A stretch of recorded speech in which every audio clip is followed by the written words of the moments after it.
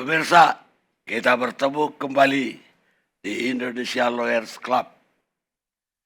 Malam ini kita akan membahas dinamika politik dalam minggu-minggu terakhir yang semakin hari semakin dinamis, semakin menarik, semakin banyak manuver, semakin banyak berita juga di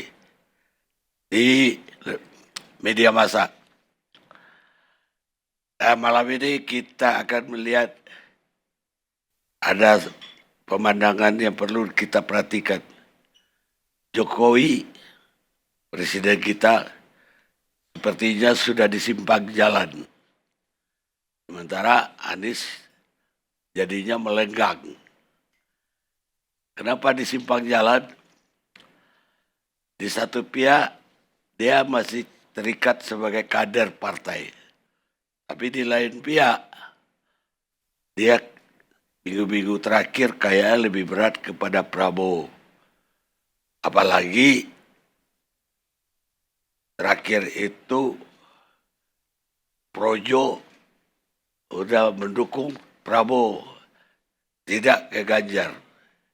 Padahal selama ini yang menggadang-gadang Ganjar itu adalah Jokowi. Dan Anies kelihatannya akan melenggang karena Surya Paloh ketemu dengan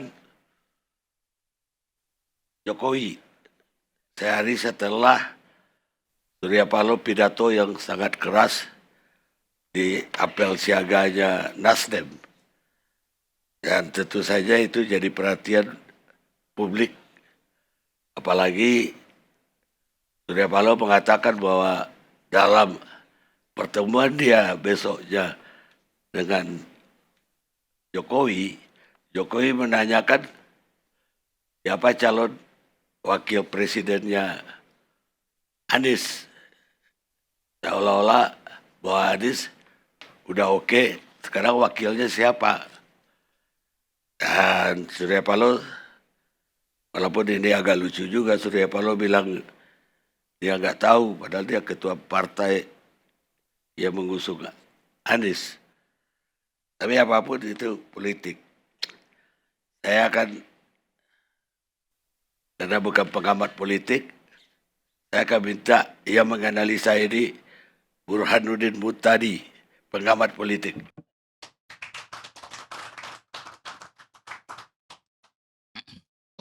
Langsung memulai. Biasanya yang duduk di tengah paling akhir. Oke Bang Karni Ilyas, terima kasih atas undangannya. Saya ingin memulai dari peristiwa reshuffle kabinet hari Senin lalu. Ini reshuffle yang ke-8 sejak Presiden Jokowi dilantik 20 Oktober 2014. Dan dibanding dengan presiden-presiden sebelumnya, Presiden Jokowi adalah presiden yang paling banyak melakukan reshuffle. Artinya Presiden Jokowi tidak alergi terhadap perombakan kabinet, itu satu. Meskipun perombakan kabinet itu sendiri, itu bisa dibaca satu atas dasar kebutuhan untuk melakukan perombakan, atau yang kedua, dan ini yang sering terjadi, yaitu faktor keterpaksaan. Nah yang terakhir ini ada unsur keterpaksaan, karena posisi Menkominfo itu sudah kosong 2 bulan, setelah Pak Joni Plate tersandung kasus BTS. Jadi selama 2 bulan kursi Kominfo dijabat oleh PLT Profesor Mahfud, dan selama itu pula tidak ada perombakan kabinet. Pertanyaannya, kenapa perombakan kabinet dilakukan sehari setelah apel siaga perubahan? Jadi dari sisi timing bisa saja publik menafsirkan reshuffle kabinet yang dilakukan sehari setelah apel siaga perubahan sebagai respon atas pidato Bang Surya di apel perubahan. Selain tentu saja adalah ada beberapa hal yang tidak biasa. Pertama, dari sisi waktu perombakan kabinet. Umumnya Pak Jokowi melakukan perombakan kabinet di hari Rabu. Nah kali ini di hari Senin. Yang kedua, umumnya kalau terjadi perombakan kabinet, menteri yang berasal dari partai politik itu digantikan oleh sosok atau seorang menteri yang diusulkan dari partai politik yang bersangkutan. Bisa mengisi pos yang sama, bisa juga dilukir dengan mengisi posisi di tempat lain sebagai kompensasi kalau ada menteri dari partai politik yang diganti.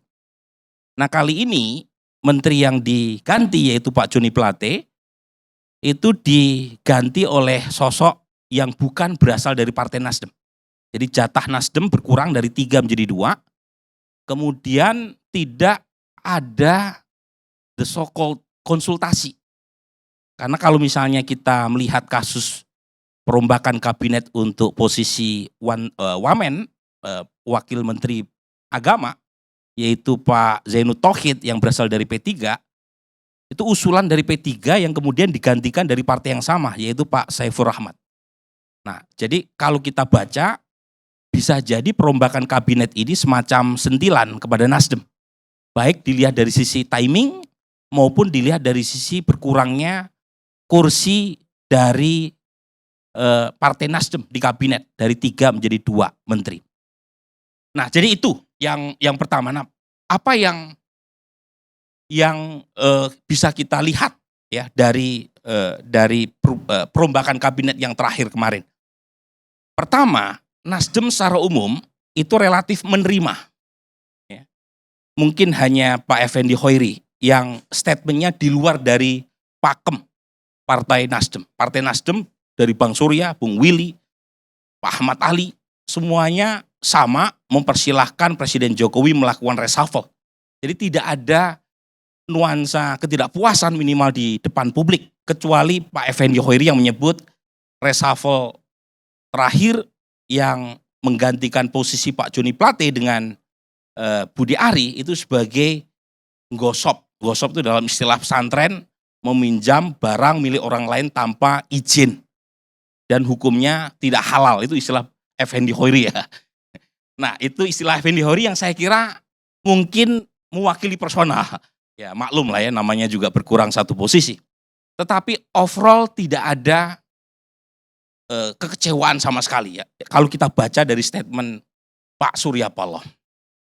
Nah, kemudian ada pertemuan yang buat saya menarik antara Pak Surya Paloh dengan Pak Jokowi setelah reshuffle. Jadi pertemuan kedua tokoh ini menurut saya pertemuan yang sangat mahal.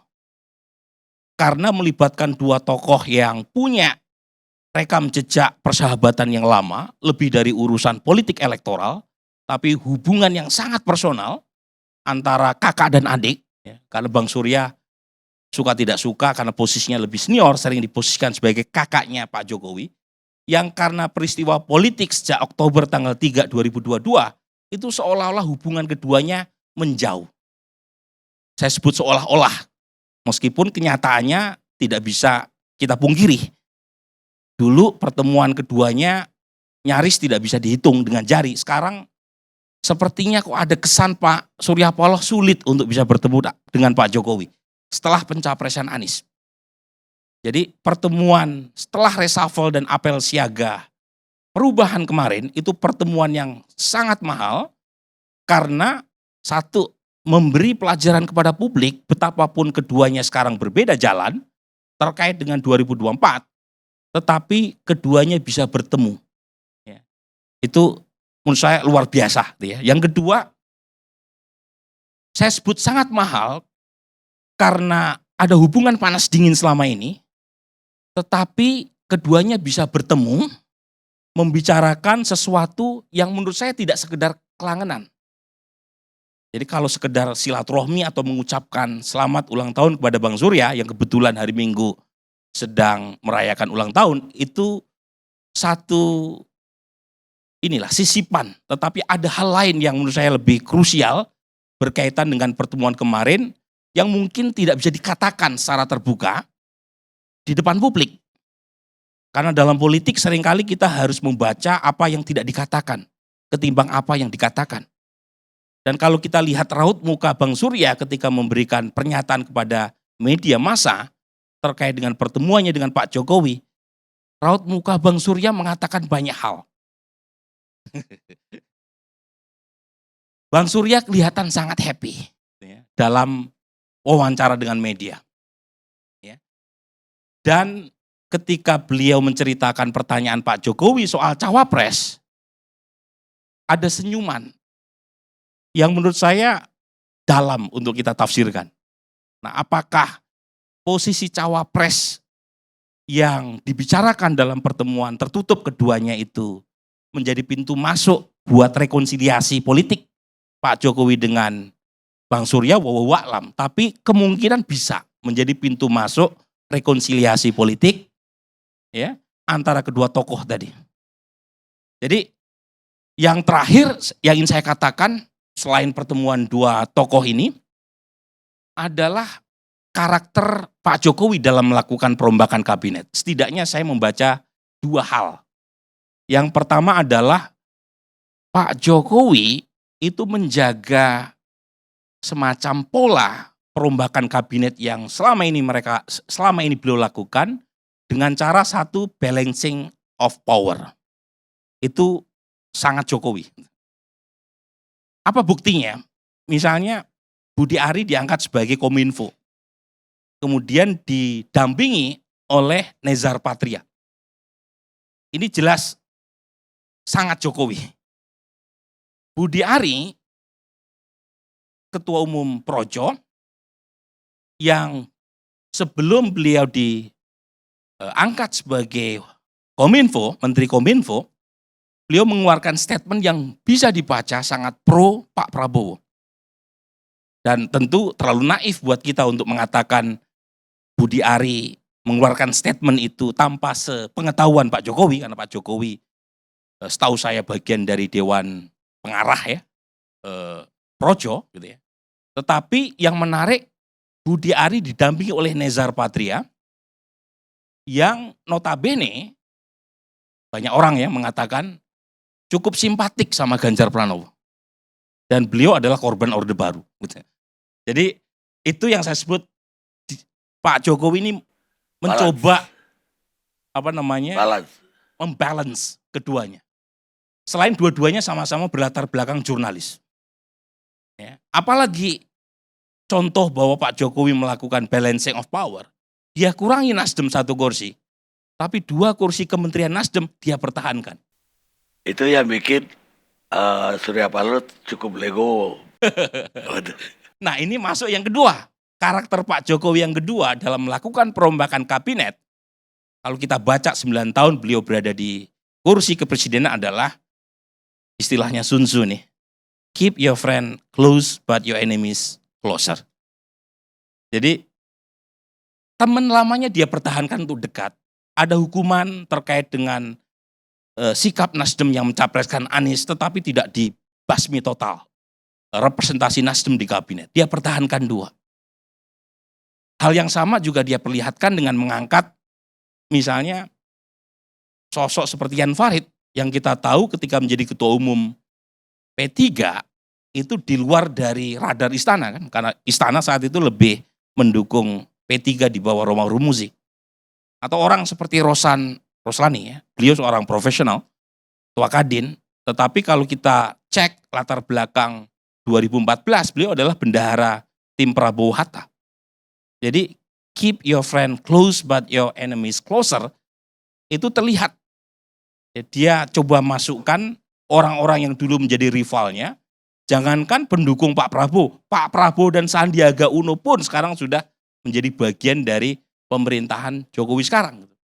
Jadi 2 karakter itu yang sangat terlihat, yang menurut saya membuat posisi pihak luar, Nasdem misalnya, menjadi ambigu kan. Karena bagaimanapun ada pertanyaan, ini Pak Jokowi memposisikan Nasdem seperti apa? Ada semacam stick, ya, ada tanda kutip kayak semacam punishment, tapi cuma 1, 2 masih dipertahankan. Nah pertanyaannya kenapa enggak 3-tiganya di reshuffle? Nah tentu ada tafsirnya. Nah 1 mungkin buat Pak Jokowi kalau mereshuffle semuanya, itu justru memberikan kesan kepada publik Nasdem dihukum habis karena faktor politik. Dan itu secara politik malah merugikan Pak Jokowi. Itu 1 ya. Jadi justru Pak Jokowi tidak ingin mengatakan reshuffle itu karena faktor politik. Meskipun kita tahu ya pemilihan anggota kabinet itu sendiri kan political appointee. Jadi nggak ada itu istilah reshuffle kabinet semata-mata faktor kinerja. Itu bullshit ya. Jadi namanya reshuffle ya urusan politik. Karena kalau urusannya kinerja, banyak menteri yang kinerjanya buruk tetapi masih dipertahankan kan. Artinya ada faktor politik yang lebih dominan. Tapi Pak Jokowi tidak melakukan reshuffle berdasarkan politik kepada Nasdem semua menterinya. Selain tentu saja Anies bagaimanapun masih ada peluang menang. Meskipun selisihnya 12% dibanding peringkat kedua, tapi masih ada 10% masyarakat yang undecided.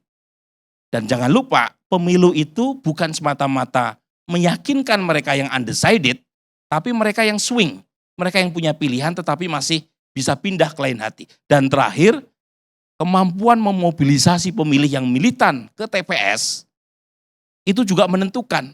Karena kalau misalnya ada pemilih yang punya preferensi atau intensi memilih Pak Ganjar atau Pak Prabowo, tapi tidak menggunakan hak pilihnya ke TPS, nggak ada nilainya itu secara elektoral.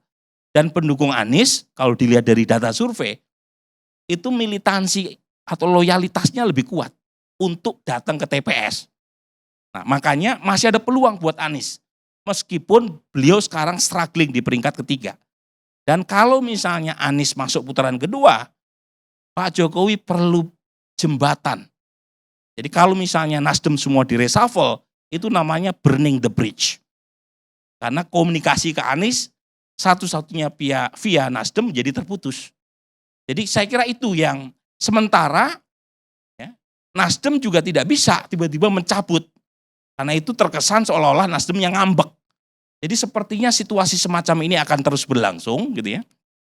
Mungkin sampai ada dinamika politik ya yang membuat keduanya apakah harus tetap berjalan dalam satu koalisi ataukah harus berpisah. Demikian Bang Karni. Jadi Pak Jokowi ngambil ilmu Sun Tzu ya. Mengambil ilmunya Sun Tzu. Kong Beng itu. Panglimanya. Betul. Jadi itu ilmu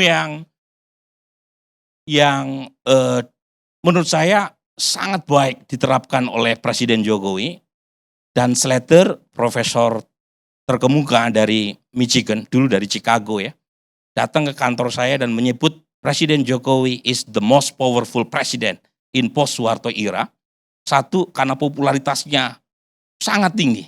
Over time, kita punya data sejak 2003, approval rating, dan Pak Jokowi justru lebih tinggi approval ratingnya di periode kedua ketimbang periode pertama. Yang kedua, 7 partai pendukungnya di parlemen itu samina watokna. Bahkan Nasdem ya dalam urusan RUU kesehatan pun ketika beberapa bulan terakhir panas dingin hubungannya setuju terhadap RUU itu. Jadi poinnya adalah secara populer dia kuasai, secara elit dia kuasai. Partai pendukung pemerintah banyak Bang Karni, ada 7, tapi perilakunya tunggal. Makanya saya sebut sebagai fenomena one single party. Jadi partai banyak, ada Gerindra, ada PDIP, ada PKB, ada Nasdem, ada Golkar, tapi perilakunya sama. Bahkan dalam urusan kebijakan yang tidak populer sekalipun. Sebut saja IKN, Omnibus Law, revisi Undang-Undang KPK, revisi Undang-Undang Minerba. Ya. Jadi hampir semua kebijakan pemerintah gol. Nah itu indikator beliau kuat. Nah apa indikatornya? Dan Slater menyebut 2. 1, masuknya Gerindra ke dalam pemerintahan di periode kedua. Kata Dan Slater, masuknya Gerindra ke dalam pemerintahan itu membuat tidak ada oposisi yang signifikan di luar pemerintah. Karena PKS dan Demokrat cuma 19%. Yang kedua, nah ini yang unintended sebenarnya. Karena menurut saya bukan maunya Pak Jokowi awalnya. Yaitu Pak Kiai Haji Ma'ruf menjadi wapres. Kata Dan Slater itu yang membuat kekuatan Presiden Jokowi makin bertambah. Karena Pak Kiai Ma'ruf adalah representasi NU. Rois Am PBNU. Ormas terbesar bukan hanya se-Indonesia tapi sedunia. Dan itu membuat politik formal maupun informal itu semuanya di belakang Presiden Jokowi. Nah, saya sebut unintended karena Pak Kiai Ma'ruf awalnya bukan maunya Presiden Jokowi. Pak Jokowi setahu saya waktu itu punya preferensi kepada Pak Mahfud. Tapi lagi-lagi semesta sedang berpihak kepadanya. Katanya Ma'ruf itu dari Bu Mega. Ya, tapi bukan dari Pak Jokowi kan? Iya, dari Bu Mega. Tapi bagaimana Anda melihat yang saya bilang tadi, bahwa Jokowi sekarang di simpang jalan antara mau ke Ganjar, hampir gak jadi dengan Ya, ini Prabowo. lagi-lagi ini bacaan saya ya sebagai analis, mungkin berbeda dengan kawan-kawan yang berada di dalam. Pertama begini Bang Karni, Ganjar ini suka tidak suka, itu yang melahirkan adalah Pak Jokowi. Ya, yang menggadang-gadang juga dia. Betul. Jadi bidan yang melahirkan Ganjar Pranowo sehingga elektabilitasnya melesat, terutama April 2022 udah nomor 1, itu tidak lepas dari tangan dingin Pak Jokowi. Termasuk Projo, acara di Magelang, di saat Pak Jokowi diundang di acara Projo dan kemudian mengatakan capres yang akan kita dukung mungkin yang ada di sini, dan kebetulan yang ada adalah Ganjar, itu menunjukkan Ganjar dan Pak Jokowi serta Projo punya hubungan khusus. Di saat Mas Ganjar justru sedang berjarak dengan elit PD Perjuangan. Jadi saat itu kan Ganjar justru dikenal sebagai sosok yang rebellious ya, yang tanda kutip seolah-olah berada di luar dari radar elit PD Perjuangan. Tetapi ada 2 peristiwa menurut saya yang membuat ada perubahan cukup signifikan bagaimana hubungan Mas Ganjar dengan Pak Jokowi. Yang pertama adalah gagalnya Piala Dunia U20. Ya. Jadi itu terlihat dari data basis Pak Jokowi, termasuk mereka yang punya intensi memilih Ganjar, itu kecewa dengan sikap PD Perjuangan dan statement Mas Ganjar dan Iwayan Koster. Jadi menarik tuh.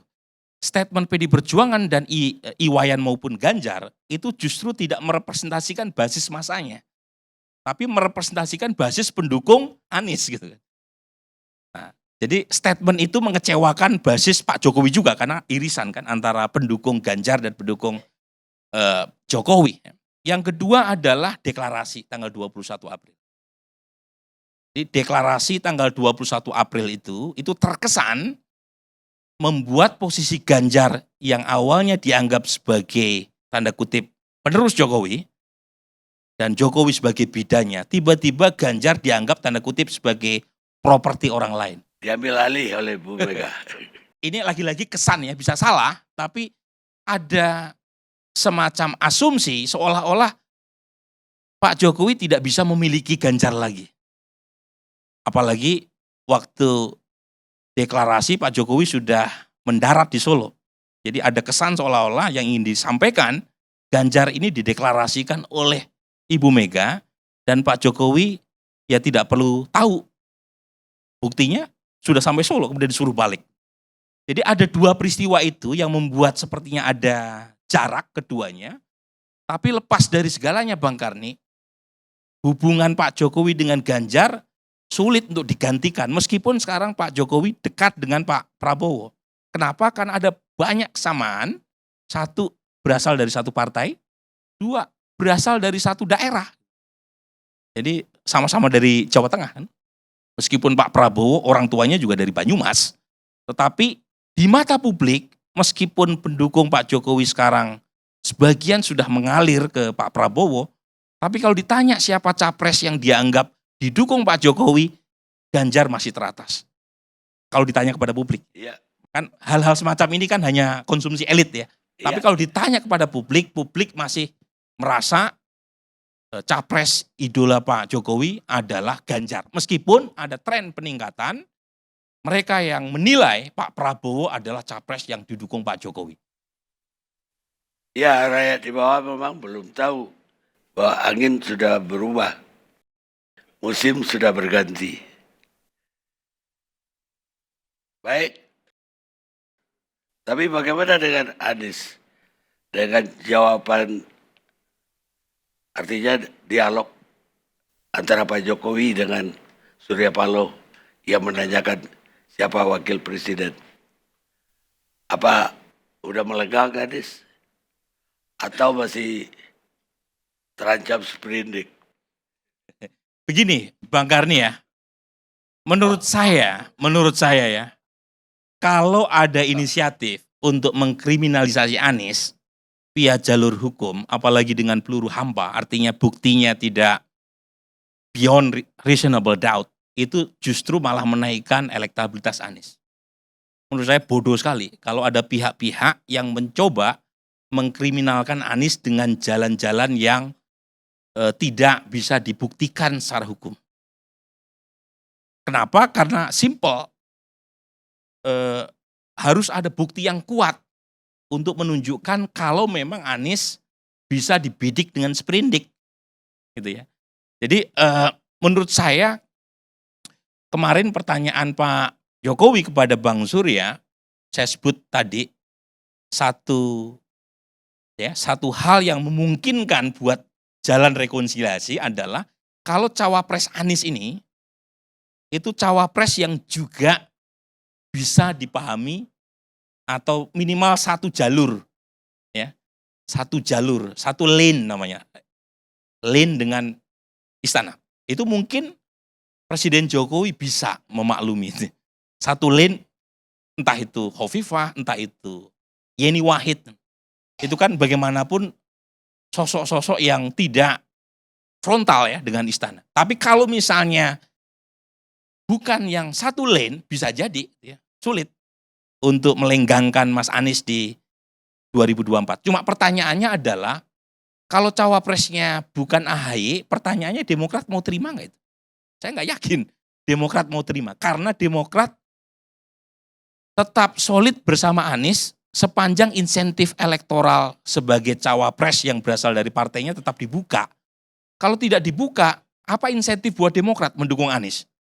Sementara kans Anies untuk menang relatif lebih kecil dibanding Pak Prabowo atau Ganjar. Jadi satu-satunya insentif buat Demokrat untuk tetap mendukung Anies adalah AHY tetap berada di dalam sebagai cawapres. Tapi kalau ternyata tidak, saya kira kemungkinan ke Bung Andri Rosiade. Nah kalau misalnya itu yang terjadi, Anies kan gak dapat tiket. Kalau hanya dari Nasdem dan PKS. Jadi lagi-lagi apakah Anies bisa berlayar menuju 2024 atau tidak, itu masih dalam misteri Tuhan selain jodoh dan kematian. Gitu ya.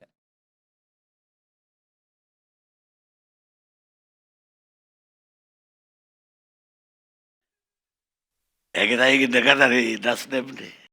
Apa jawabannya tuh? Benar gak tuh evaluasinya tentang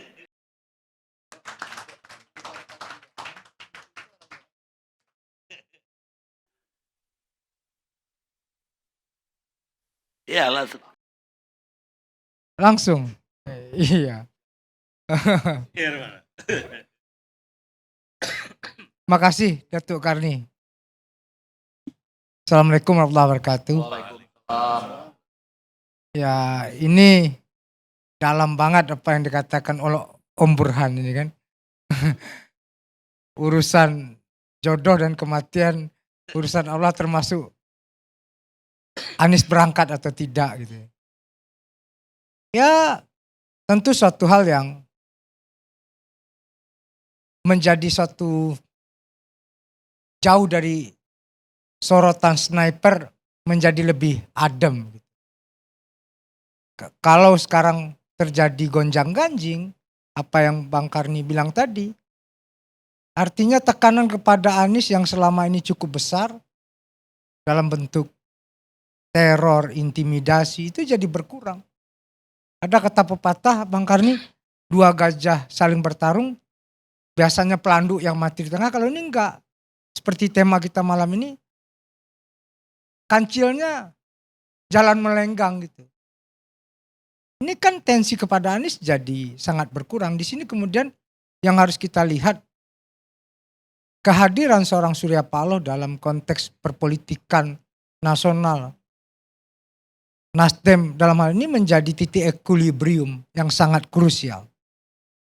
Panas-panas, situasi yang panas dan unpredictable ini, Nasdem menjadi titik equilibrium yang sangat penting. Kenapa? Terlalu jauh kita berspekulasi untuk kemudian, wah Anies berangkat atau tidak. Itu terlalu melihat segala sesuatu, dalam hal seperti itu aja kita sudah tidak demokratis berpikir. Sudah tidak adil berpikir. Padahal adil itu sejak dalam pikiran. Terlalu konspiratif ya. Ini kan bagaimana kita sama-sama merayakan hak demokrasi kita. Dan saya sangat yakin bahwasanya melihat proses seperti ini ya, bahwa itu akan tidak terjadi lah. Dengan pertanyaan Pak Jokowi siapa calon wakilnya Anies kepada Pak Surya, itu menunjukkan bahwasanya ini akan ada 3 pasang. Ya itulah representasi hari ini, dan kalau kita lihat secara konstelasi Prabowo, Ganjar dan Anies yang benar-benar mampu hadir sebagai sebuah representasi kebaharuan, perubahan, itu cuma Anies Baswedan. Nah, banyak spekulasi-spekulasi itu wajar saja. Kalau kita lihat Bang Karni secara akal sehat, kalau Anies tidak menjadi gangguan, kalau Anies tidak menjadi ancaman, kenapa dia harus dijegal? Kenapa dia harus dikhawatirkan? Kenapa? Itu pertanyaan kita secara basic saja. Ini budak Sikok nih, kalau dia tidak potensial sebagai seorang yang akan lahir memimpin Indonesia dengan gerakan perubahan itu, kenapa harus khawatir? Yang satu dari partai besar, yang satu didukung atau dalam restu presiden, terus yang ini modal bismillah dengan kehendak rakyat saja gitu. Kenapa harus takut? Nah, konteks ini yang harus kita lihat. Nggak usah kita kemudian berpraduga-praduga. Mari kita rayakan ini dalam penuh spirit kedewasaan saja. Bahwasanya kita sama-sama punya hak demokrasi.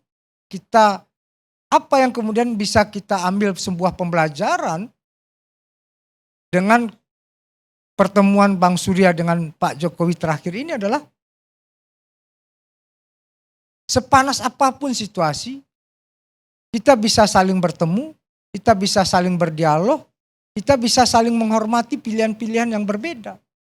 Ini yang kemudian harus kita ambil sebagai sebuah pembelajaran. Jangan kemudian kita terjebak terus-menerus dengan narasi yang dramaturgi. Ini benar-benar ya situasi yang tidak memberikan pembelajaran yang baik kepada satu elit dan elit yang lain, termasuk kepada rakyat. Nah, konteks inilah yang benar-benar kita letakkan. Jangan kemudian kita emosional terus-menerus. Ketemunya tegang-tegangan, baper-baperan gitu. Enggak, jangan. Kita tentu juga harus move on untuk belajar bagaimana proses orang punya aspirasi, orang punya representasi gitu, orang punya sikap politik. Dan saya melihat tentu ini yang terus-menerus kita kembangkan. Sayang kita kalau para kaum cendekiawan kita juga berpikiran dalam frekuensi, dalam perspektif yang kemudian benar-benar konspiratif ya. Tidak kemudian memberikan sebuah standpoint keberpihakan bagaimana merayakan democratic right gitu ya. Secara independen, secara merdeka gitu. Itu yang harus sama-sama kita junjung, Bang Karni. Jadi sekali lagi koalisi perubahan untuk persatuan ini punya traktat bersama untuk kemudian siapa yang menjadi calon wakil presiden ini kita serahkan pada Anies. Bahwasanya ada offering dari Demokrat terhadap Mas Ahaye itu wajar saja. Ada offering dari PKS untuk Aher itu wajar saja. Nasdem punya preferensi itu wajar saja. Ini dinamika, dan kemudian bagaimana dinamika ini bisa kita manage, ya itu sebuah tantangan bagi kami. Dan ya ini bicara kesabaran saja. Siapa yang akan mendampingi ini? Anies kan calon wakil presiden yang pertama kali dideklarasikan. Siapa yang akan mendampingi Anies? Ya kita sabar aja sampai ujung Bang Karni. Jangan, ini kan unpredictable semua nih. Siapa yang menyangka Ganjar yang digadang-gadang sama Pak Jokowi tahu-tahu berbalik arah. Wallahualam. Mana tahu besok atau minggu depan tahu-tahu Pak Jokowi telepon Anies, kita ngopi-ngopi ya. Ini sebuah situasi yang benar-benar sangat cair. Tapi yang paling prinsipil dari hal-hal seperti ini adalah kita berkontestasi dalam suasana yang fiesta. Suasana yang riang gembira, tidak kemudian tidak atos-atosan, tidak bermusuhan. Nah, ini yang paling penting menjadi catatan kita, dan kemudian saya melihat Pak Jokowi akan memainkan peran ini beberapa waktu ke depan gitu. Karena apa? Ya tentu beliau juga akan arif bijaksana. Setiap proses transisi akan melahirkan soft landing, dan itu bagaimana titik temunya adalah agenda-agenda pembangunan tetap berjalan, dan yang paling mahal adalah Bang Karni, stabilitas. Kita baru selesai keluar dari pandemi, dan bagaimana komitmen para kontestan-kontestan, para politisi, para penggiat-penggiat ini, stakeholder ini terhadap stabilitas pembangunan nasional. Itu moral obligation, itu political obligation dari setiap orang yang berkontestasi. Jangan kemudian perlagaan ini, agenda 5 tahunan ini kemudian merusak apa yang pernah kita solidkan secara bersama-sama, Bang Karni. Oke. Kemarin Pak Jokowi itu ya bertanya ke Surya Paloh, Ketua Umum Nasdem, siapa calon wakil presiden Anies? Dan Surya Paloh tidak bisa jawab karena nggak tahu. Saya kira dia salah nanya. Terusnya dia nanya ke panitia 9. Siapa? Tim 8. Panitia 8. Siapa calon presiden? Panitia 8 yang udah hampir setahun ya. Harusnya udah ada itu. Iya. Ini yang lain juga belum gerak-gerak juga Bang Karni. Kalau sekarang kok kantong Doraemonnya dibuka Bang Karni, kalau bahasa kampung Bang Karni itu, kalau tambuh itu tidak boleh dengan nasi dingin gitu ya. Jadi kalau nasinya dingin gak panas lagi, makan rendang gak enak Bang Karni. Jadi kita harus sabar. Ini benar-benar pertarungan dengan Hausdauer, dengan kesabaran tingkat dewa ini Bang Karni. Tentu tidak ada yang berdialektika dalam ruang yang kosong. Hanya orang-orang yang gegabah, orang-orang yang kemudian ya ini barat puasa lah Bang Karni. Ya, kita lihat Andre, kita lihat kakak Putra, kan belum juga ada wakilnya, masih saling goda-godaan. Hari ini Andre datang ke Demokrat, mana tahu bisa harapan. Ini kan masih main lirik-lirian, tapi yang di dalam hati kan sudah ada Bang Karni. Tinggal bagaimana ini dipublis sekarang atau tidak. Ya kalau jangan-jangan ini Bang Karni, Anies ini kan kami yakin tuh apa? Anies nih rezeki anak solehnya besar nih, kupingnya agak besar gitu. Kalau orang kupingnya agak besar tuh rezekinya agak besar juga gitu. Apa? Ya kita lihat nanti dengan gonjang-ganjing seperti ini, tahu-tahu geruduk-geruduk ada aja partai yang gabung. Kita bisa dialog, ini gimana baiknya. Tentu Bang Karni, pencalonan Anies ini adalah sebuah praktik politik virtue kerelaan dipimpin yang sangat luar biasa. Bang Karni bisa lihat bagaimana traktat itu mengatakan masalah calon wakil presiden diserahkan pada Anies. Itu sebuah praktik politik yang benar-benar menunjukkan sebuah keadaban, kebajikan yang ya bukan hal yang main-main. Cuma karena kemudian ini luput karena dramaturginya terlalu besar ya. Karena memang kudapan kita tuh lebih banyak sinetron, bukan kemudian praktik-praktik baik yang lainnya luput gitu. Jadi Bang Karni don't worry, elemen of surprise itu penting di dalam kontestasi. Ya drama itu juga dibikin oleh 3 partai dong. Udah bilang diserahkan ke Anies. Terus ngapain lagi panitia 8 dibentuk? Oh, panitia 8 sebelumnya Bang.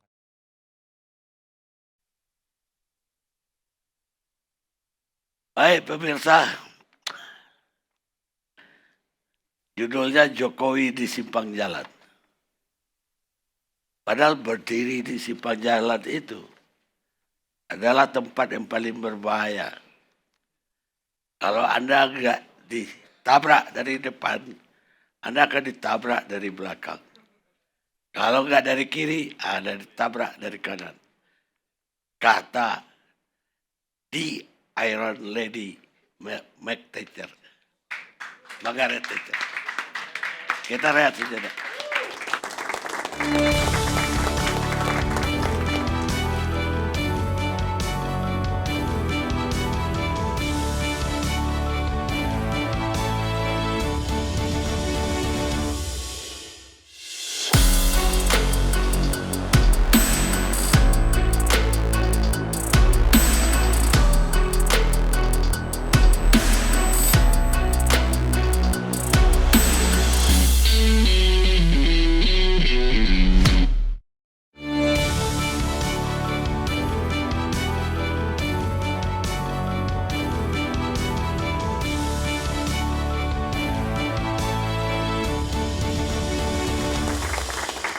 Pemirsa, kita lanjutkan diskusi kita. Sekarang giliran Dewan Pembina Ganjarian Spartan, Eko Kuntadi.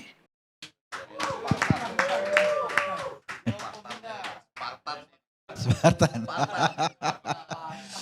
Makasih Pak Karni.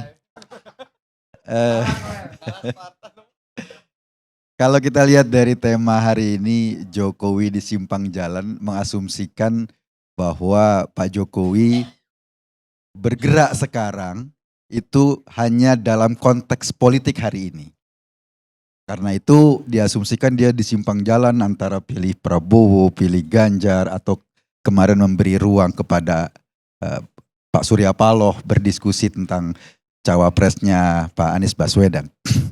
Saya coba melihat seperti beberapa kali pidato yang disampaikan Pak Jokowi bahwa pemilu 2024 ini adalah titik penting bagi Indonesia ke depan. Titik penting maksudnya kita menjelang bonus demografi, ini adalah titik di mana kita bisa bergerak, bisa melompat Indonesia lebih maju ke depan. Oleh karena itu, barangkali kalau kita baca ini dalam konteks yang tidak cuma sekedar hari ini, apa yang dilakukan Pak Jokowi sekarang dengan tetap memelihara hubungan, katakanlah misalnya dengan Nasdem yang dianggap ketika mencalonkan Pak Anies itu berbeda pandangan politiknya dengan Pak Jokowi. Tetap seolah-olah ambigu antara Ganjar dengan Pak Prabowo. Saya melihat ini adalah satu titik di mana Pak Jokowi meyakini ke depan ini yang paling penting bukan cuma sekedar siapa yang jadi presiden Indonesia dan pemilu ini bisa melahirkan dikotomi seperti 2014-2019 yang amat rumit itu melahirkan oposisi yang kuat sehingga pemerintahan besok nggak efektif. Tetapi yang jauh lebih penting adalah bagaimana besok pergantian ini, pergantian pemerintahan, pergantian presiden ini juga tidak mengganggu jalannya pemerintahan Indonesia ke depan. Karena satu syarat penting untuk bergerak Indonesia ke depan adalah persatuan. Bukan cuma persatuan masyarakat yang tidak terdikotomi, tetapi juga kekuatan di parlemen yang harus mendukung kerja-kerja pemerintah ke depan. Tidak bisa dipungkiri ketika Gerindra diajak masuk oleh Pak Jokowi ke depan, itu banyak undang-undang yang boleh dikatakan tadi Mas Burhan bilang sangat sensitif, bahkan tidak populer, itu lolos. IKN, Undang-Undang Kesehatan, Omnibus Law, ini hanya bisa terjadi ketika pemerintahan eksekutif juga didukung oleh parlemen yang solid, parlemen yang kuat. Jadi saya membaca posisi Pak Jokowi di simpang jalan yang seolah-olah ini kebingungan, dilihat ini mau kemana, itu adalah cara dia untuk tetap menginformasikan kepada kita, kepada publik, efektivitas Indonesia ke depan itu harus ada persatuan, baik di masyarakat maupun di parlemen nanti. Kekuatan eksekutif harus didukung oleh kekuatan legislatif yang juga solid, itu yang pertama. Yang kedua, langkah ini sudah cukup berhasil kalau kita perhatikan dalam menjelang pemilu saat ini, itu jauh berbeda dengan pemilu 2014 dan 2019. Di media sosial, hoax itu sudah berkurang sangat drastis hari ini. Perdebatan-perdebatan siapa capres itu perdebatan-perdebatan yang berbeda banget dengan 2014, berbeda dengan 2019. Di mana hoax bertebaran, di mana informasi bohong bertebaran. Sekarang kita merasakan ada peningkatan literasi publik terhadap informasi, terhadap politik, dan ini menggembirakan kita. Oleh karena itu saya ingin mengatakan bahwa posisi Pak Jokowi itu bukan di simpang jalan, tapi dia tetap ingin menjaga jembatan ini. Jembatan persatuan ini, karena itulah satu-satunya syarat penting kita untuk maju ke Indonesia ke depan. Gitu loh. Ini yang saya lihat posisi Pak Jokowi hari ini. Dia tetap menjaga hubungan baik dengan Nasdem kalaupun diasumsikan publik ada perbedaan pandangan politik. Dia tetap seolah-olah dianggap ke Pak Prabowo, memberi ruang Pak Prabowo secara langsung, tetapi juga pada saat bersamaan memberi ruang juga kepada Pak Ganjar Pranowo. Ini ruang yang menurut saya menarik dan bisa jadi pelajaran buat kita bahwa Pilpres kali ini sudah satu step lebih naik kelas kita. Sebagai sebuah negara demokrasi naik kelas, dan Pak Jokowi adalah orang yang menjadi stimulan naik kelasnya masyarakat Indonesia untuk menghadapi Pilpres kali ini. Kira-kira kayak gitu Pak Karni, terima kasih. Jadi Pak Jokowi berapa minggu belakangan, tiap minggu ketemu dengan Prabowo biasa aja itu. Ketemu Pak Ganjar juga sering. Ya tapi tidak sesering Pak. Ya wajar kan, presiden dengan menterinya kan wajar. Pertemuan antara seorang atasan dengan bawahan dalam rangka kerja pasti jauh lebih sering dong. Kan itu hubungannya atasan bawahan. Bukan Pak Prabowo sebagai capres dan Jokowi sebagai presiden. Ini wajar menurut saya. Jadi menurut Anda kita perlu bersatu baik di rakyat dan juga di parlemen gitu. Kalau menurut saya, pemerintahan ke depan akan efektif apabila eksekutif dan legislatif itu punya satu titik pandang sama. Akan tidak efektif ketika misalnya terjadi persaingan yang sangat keras dari partai-partai besar, lalu kemudian persaingan ini diteruskan di parlemen yang akan datang, oposisinya kuat, ya akan sangat tidak efektif ke depan, dan ini bisa menjadi titik krusial untuk Indonesia ke depan. Dan saya lihat ini adalah salah satu di mana kalau kita tarik Pak Jokowi, kita tempatkan posisi dia dengan pertarungan politik hari ini, iya mungkin kita akan lihat dia seolah-olah di simpang jalan. Tapi bacaan saya ini adalah cara untuk tetap membangun jembatan, cara untuk tetap mempertahankan jembatan itu seperti yang sekarang dilakukan pada periode kedua. Bahkan oposan yang paling kuat Gerindra ditarik dalam pemerintahan, dan kita lihat keberhasilannya dalam meloloskan undang-undang yang seringkali barangkali menjadi perdebatan keras di publik. Undang-undang kesehatan, undang-undang IKN tadi seperti yang disebutkan itu kan kalau tidak kuat di parlemen nggak akan lolos itu. Sementara itu adalah salah satu titik penting secara hukum atau secara aturan untuk kita melangkah ke depan. Undang-undang Omnibus Law misalnya yang membuka ruang kepada investasi untuk masuk, itu kalau nggak dijalankan atau kalau gagal diketok, itu kan akan menjadi hambatan kita untuk membuka lapangan kerja baru di mana kita pada tahun yang akan datang punya bonus demografi yang besar. Itu akan menjadi masalah. Nah, titik itu yang sedang dibangun menurut saya oleh seorang Jokowi. Kalau gitu nggak perlu ada oposisi dong. oposisi penting kayak sekarang saja, cukup PKS sama Demokrat kan nggak signifikan 19% jumlahnya gitu. Ya jadi oposisi yang kecil aja lah. Gitu. Bisa gelitik aja ya. Karena itu wajar kalau misalnya Nasdem yang katakanlah dianggap bertentangan itu calonnya atau wakilnya di kabinet kan nggak semuanya dicopot. Yang dicopot bukan mau dicopot karena terlibat kasus BTS. Bukan Pak Jokowi yang mau copot karena terlibat. Dan ini harus diganti memang karena terlibat jadi tersangka. Tapi yang dua kan nggak masalah sampai saat ini.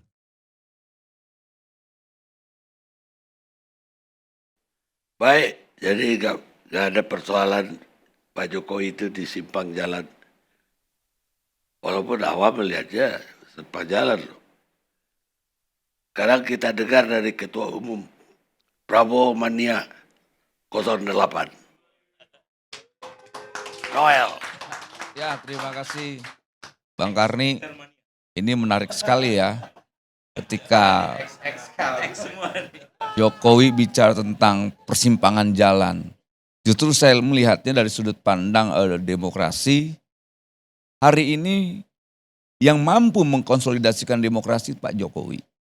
Makanya tadi apa yang disampaikan Bung Willy, 2024 nanti ya butuh namanya stabilitas politik, jangan tidak. Terjawab juga sudah soal narasi bagaimana soal penjagalan Anies Baswedan. Selama ini kan ada narasi besar bahwa Anies Baswedan itu tidak akan dikasih ruang dalam kontestasi 2024. Nah itu terjawab sudah ketika pertemuan Pak Jokowi dan Pak Surya Paloh. Sampai ada pertanyaan siapa wakilnya Pak Anies. Dan itu diserahkan langsung dan dijawab langsung oleh Bang Surya bahwa soal Wapres diserahkan ke Anies Baswedan. Artinya narasi yang membangun kesan negatif terhadap Pak Jokowi sudah terjawab sudah. Artinya bahwa 2024 nanti sudah ada 3 kontestasi yang ikut kontes di 2024 nanti. Ada Mas Ganjar, ada Pak Prabowo, kemudian ada Mas Anies. Artinya narasi yang sedikit miring terhadap Pak Jokowi sudah terjawab langsung. Nah soal transisi persimpangan jalan ini, tadi apa yang disampaikan Bang Karni, ya kalau tidak ditabrak dari depan, ya ditabrak dari belakang. Tapi saya melihatnya tidak. Karena memang pada transisi kekuasaan itu kecenderungannya last minute itu banyak orang yang selalu loncat dari kapal besarnya. Atau kalau di eranya SBY itu kapal sudah karam, wah pada loncat semua. Di era Jokowi saya tidak melihat itu sampai detik ini. Karena saya lihat bahwa Pak Jokowi sampai detik ini bagaimana semua infrastruktur kekuasaan, elit, entitas-entitas yang kesannya beroposisi, solid-solid aja tuh, nggak ada tuh. Saya lihat persimpangan jalan buat Pak Jokowi. Jadi yang saya khawatirkan ke depan itu bukan soal persimpangan jalannya, siapa yang mampu menjalankan kelanjutan atau perubahan kalau bahasanya Bung Willy tadi. Karena Pak Jokowi punya kepentingan sekali terhadap 2024. Makanya beliau sampaikan, jangan sampai salah memimpin pemimpin.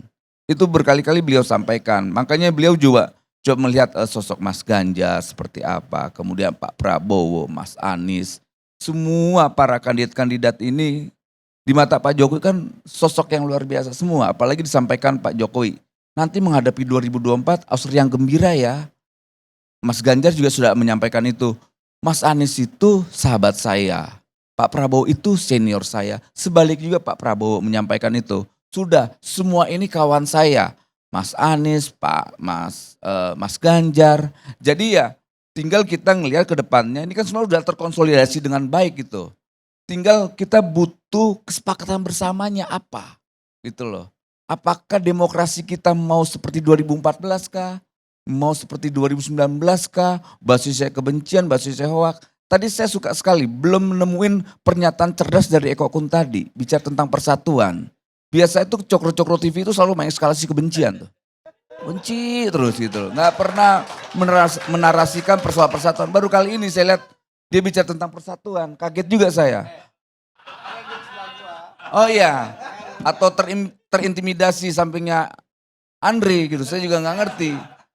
Baru kali ini siapa Eko Kun tadi bicara tentang persatuan itu penting. Kaget juga, luar biasa. Biasa kan mengeskalasi kebencian, gitu. Tapi ya nggak apa-apa. Mungkin kesadaran demokrasinya sudah ada, gitu. Cokro TV mulai teredukasi dengan yang namanya Immanuel Ebenezer. Gitu. Ini harus apa? Nah, untuk itu ya tinggal kita, ya kewajiban kita di sini saling mengedukasi. Saling mengedukasi tentang substansi demokrasi itu penting. Ini bukan soal kekuasaan aja, tapi bagaimana mencapai sebuah cita-cita besar, perahu besar ini jangan sampai goyah, jangan sampai bocor lagi. Karena persoalan kepuasan sesaat yang sifatnya parsial, yang akhirnya kita menuju 2045 Indonesia emas itu benar-benar bisa terwujud. Nah tadi kuncinya tadi apa yang disampaikan Eko Kun tadi yang sudah mulai sadar tidak kesurupan tadi, dia bicara tentang persatuan. Itu poin yang menurut saya cerdas, itu loh, cerdas. Bung Karni di sini sudah mengedukasi kelompok Cokro TV untuk lebih cerdas ternyata. Itu. Seperti Noel itu ini kira-kira, menarik. Bung Karni. Ketika kita ngomong kayak gini, dia mancing-mancing. Baru kali ini dia cerdas. Iya, saya nggak menemukan episode sebelumnya cerdas ini bicara tentang Terima kasih. persatuan. Kata Tapi Bang saya Karni- harus akuin, saya angkat jempol, mulai cerdas. Kata Bang Karni, baru kali ini saya cerdas. Saya belum lihat Noel cerdas. Nah, nggak apa-apa. Tapi apa yang saya lakukan setelah mengedukasi Eko Kun tadi dan Cokro TV-nya. Tapi Anda setuju nggak bahwa saya bilang di persimpangan jalan tadi, selama ini Jokowi di persimpangan jalan. Tapi sekarang saya lihat mengarahnya ke 08 tuh. Ya kecenderungan ke sana itu ada ya. Karena biar gimana pun Pak Jokowi juga kan menginginkan kepemimpinan 2024 ini orang yang pertama punya gagasan, kedua punya komitmen untuk menjaga bangsa ini lebih baik. Apalagi berkali-kali Jokowi bilang kita butuh pemimpin sosok yang mampu berhadapan dengan negara-negara luar. Dan itu terjawab oleh Pak Prabowo ketika berhadapan dengan para menteri luar negeri di Shangri-La, Singapura. Dia jawab tuh, dia lawan tuh. Dan itu kita melihat itu luar biasa. Dan rakyat itu membutuhkan pemimpin yang kuat seperti itu. Bukan pemimpin yang hanya mampu jalan-jalan bersepeda dan makan sendirian. Kayak gitu loh. Kita butuh pemimpin yang kuat seperti itu. Kuat Tapi- dalam menjaga gagasannya, kuat dengan prinsipnya. Dan Tapi- kuat juga menjaga Noel, tapi cita-citanya. proposalnya ditolak sama proposal perdamaian ditolak. Dianggap ini proposal mewakili Rusia katanya. apa? Di Shangri-La Singapura, di Shangri-La Dialog itu proposal perdamaian Pak Prabowo ditolak mentah-mentah. Yang nolak siapa? Ya orang Ukraina kan itu Ya proposal. wajar. Yang terima siapa? Rusia yang terima atau tidak? Ya katanya proposalnya lebih mewakili Nah Rusia. ini logikanya terlalu rendah lagi, blow on Enggak, lagi sekarang. Tadi udah cerdas, sekarang sedikit turun Enggak. lagi. Itu statement dari Jadi turun lagi, blow on statement lagi. dari Saya Ukraina, pikir udah cerdas bukan lagi. dari apa? Ternyata turun kecerdasannya. Baru berapa detik dipuji, langsung turun. Ya, bukan Itu. itu statement dari Nggak lucu. perwakilan. Yang nolak Ukraina, ya wajar lah Ukraina. Ya gimana? Orang dia bonekanya Amerika, dia juga pelawak, pemimpin lahirnya gini, pelawak. gini, Nah gini. kita ke depan Noel. itu butuh pemimpin yang punya keteguhan dalam kepemimpinan. Gini, Noel, kalau Nah, mau yang nerima itu Rusia. Harus dipahamin, Rusia sangat mengapresiasi gagasan atau proposal yang ditawarkan oleh Prabowo. ya kalau mau mendamaikan orang yang bertikai, harusnya dua-duanya diapresiasi. Kalau berpihak pada satu pihak itu bukan mendamaikan, Dia tidak- ngomporin. Siapa yang berpihak? Mana yang berpihak? Dia hanya menawarkan sebuah proposal. Nah logika Eko Kun tadi, proposal itu minta duit. Bodoh. Makanya logikamu dilempengin dulu supaya bagus. Nggak, Jadi enak diskusinya. Nggak, saya Kalau cuma- diskusinya bagus, biasa ada sebuah rasionalitas, ada Saya logika cuma yang ketemu. memaparkan data Kayak gitu soal loh. Anda mau ngomong apa terserah. Datanya pihak Ukraina yang waktu itu konflik dengan Rusia dan Pak Prabowo memberikan proposal perdamaian, Ukraina menolak mentah-mentah. Faktanya Rusia menerima. Lu gimana tuh? Iya, Kalau karena- Rusia menerima ya, ada beberapa kepala negara juga ditolak oleh Ukraina. Nggak, Salah gini. satunya Uni Afrika. Gini karena Menurut ditolak. menurut proposalnya. Ukraina, proposal itu lebih Rusia dari Rusia. Jadi kalau mau mendamaikan pihak yang bertikai, harusnya posisinya mengambil atau juga mengakomodasi kepentingan Ukraina, juga mengakomodasi kepentingan Rusia, itu baru proposal perdamaian. Anda Kalau nggak bisa mendikte sebuah negara. Nggak bisa. Saya kira- Masa sekelas Oke, oke, Cokro oke. TV? Oke. Saya nyerah sama Jadi Noel. turun lagi, rendah lagi cara berpikirnya. Kita cukupin debat itu. Saya cuma mau nanya aja tadi Noel kamu mengatakan tadi, kenapa Pak Jokowi mengarah ke 08? Karena 08 itu punya gagasan. Iya, punya gagasan. Iya, dan tidak ada gagasan tadi kan, apalagi Punya gagasan, punya keberanian, punya energi untuk bicara tentang masa depan. apa Ganjar enggak? Itu yang paling. Apa Ya saya Ganjar? nggak mau ngejawab soal Ganjar, biar Eko yang ngejawab lah. Sekarang Itu Bung Karni. siap. Sekarang giliran terhadap apa? Nih saya mohon izin nih sama para narasumber. Sejak saya reporter sampai saya jadi anggota DPR, saya selalu memanggilnya Om Karni. Tapi karena ini kita profesional, saya nggak mungkin panggil Bang. Bisa kualat. Jadi saya panggil Pak Karni aja. Ya, kalau Om nanti bisa repot. Jadi Pak Karni, kalau kita bilang Jokowi di persimpangan jalan, ini adalah satu pertanyaan atau satu framing yang diberikan oleh Pak Karni dan ILC yang sudah dijawab oleh Jokowi sejak jadi wali kota 2005. Bukan hanya karena Pak Jokowi presiden lalu mata kita menjadi terang melihat dia. Tapi kita tidak pernah melihat gaya kepemimpinan dia sejak jadi wali kota. Tahun 2018 tahun 2014 saya bersama-sama dengan Pak Jokowi naik mobil Innovanya, duduk di tengah, berjalan dari Imam Bonjol menuju ke Bundaran HI. Waktu itu Pak Karni manggilnya masih boleh Mas Jokowi. Mas Jokowi tanya ke saya, Mas Putra, bagaimana kira-kira prediksinya? Saya mohon maaf Mas Jokowi. Mas Jokowi dibandingkan calon yang satunya lagi. Itu sudah lengkap portofolionya. Kok bisa? Aku kan dari daerah, aku kan dari tempat yang kecil, bukan dari menteng, bukan elit, bukan dari pusat. Mas itu saking lengkapnya portofolionya, masyarakat tahu apa itu portofolio. Mas kan mimpin daerah, Forkominda bukan? Mimpin DPRD bukan? Bisa berkomunikasi dengan TNI, dengan Polri, dengan kehakiman, dengan jaksa, dan lain sebagainya. Itu sejak wali kota Pak Karni. Dan dipilih rakyat lagi 90% pada periode keduanya. Itu kurang apa? Jadi kalau Pak Burhan ngomong Sun Tzu sekarang, berarti Pak Burhan itu baru ngelihatnya sekarang. Gitu ya. Ini bicara Sun Tzu udah sejak wali kota. Cuman kita aja nggak mau ngelihat ke sana. Kita terpukau. Sekarang terpukau. Mohon izin karena kami sama-sama KTA-nya PDI Perjuangan. Jadi udah tahu-tahu sedikit lah ceritanya Sun Tzu sejak jadi wali kota. Cuman 36% menangnya, kemudian jadi 90%, dipercaya jadi gubernur, lalu menang menjadi presiden. Terpukaulah semua orang. Ya. Nah ini yang mau saya ceritakan Pak Karni. Soal di persimpangan jalan. Persimpangan jalan ini menurut saya bagus juga sih didramatisir. Saya rasa Pak Jokowi juga senang juga ada yang menganggap dia di persimpangan jalan. Tapi ini tidak ada terlalu banyak tantangannya. Karena model yang sama sudah dia lalui di berbagai level. Tidak mudah Pak Karni memimpin yang tadi saya sampaikan. Ya, mengelola kehakiman, kejaksaan. Pak Karni sangat tahu masalah itu. DPRD berapa fraksi yang ada di Solo dan di Jakarta. Yang ada di DKI Jakarta.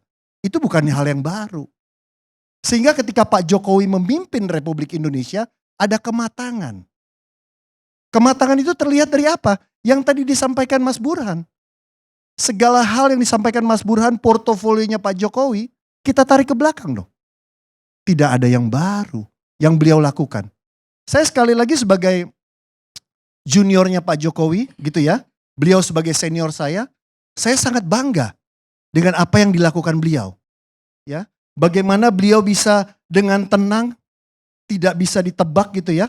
Dan juga bisa membaca element of surprise. Itu kan esensi dari kepemimpinan yang ditunjukkan oleh Pak Jokowi. Dan kita lihat bagaimana Pak Jokowi berjiwa besar gitu ya.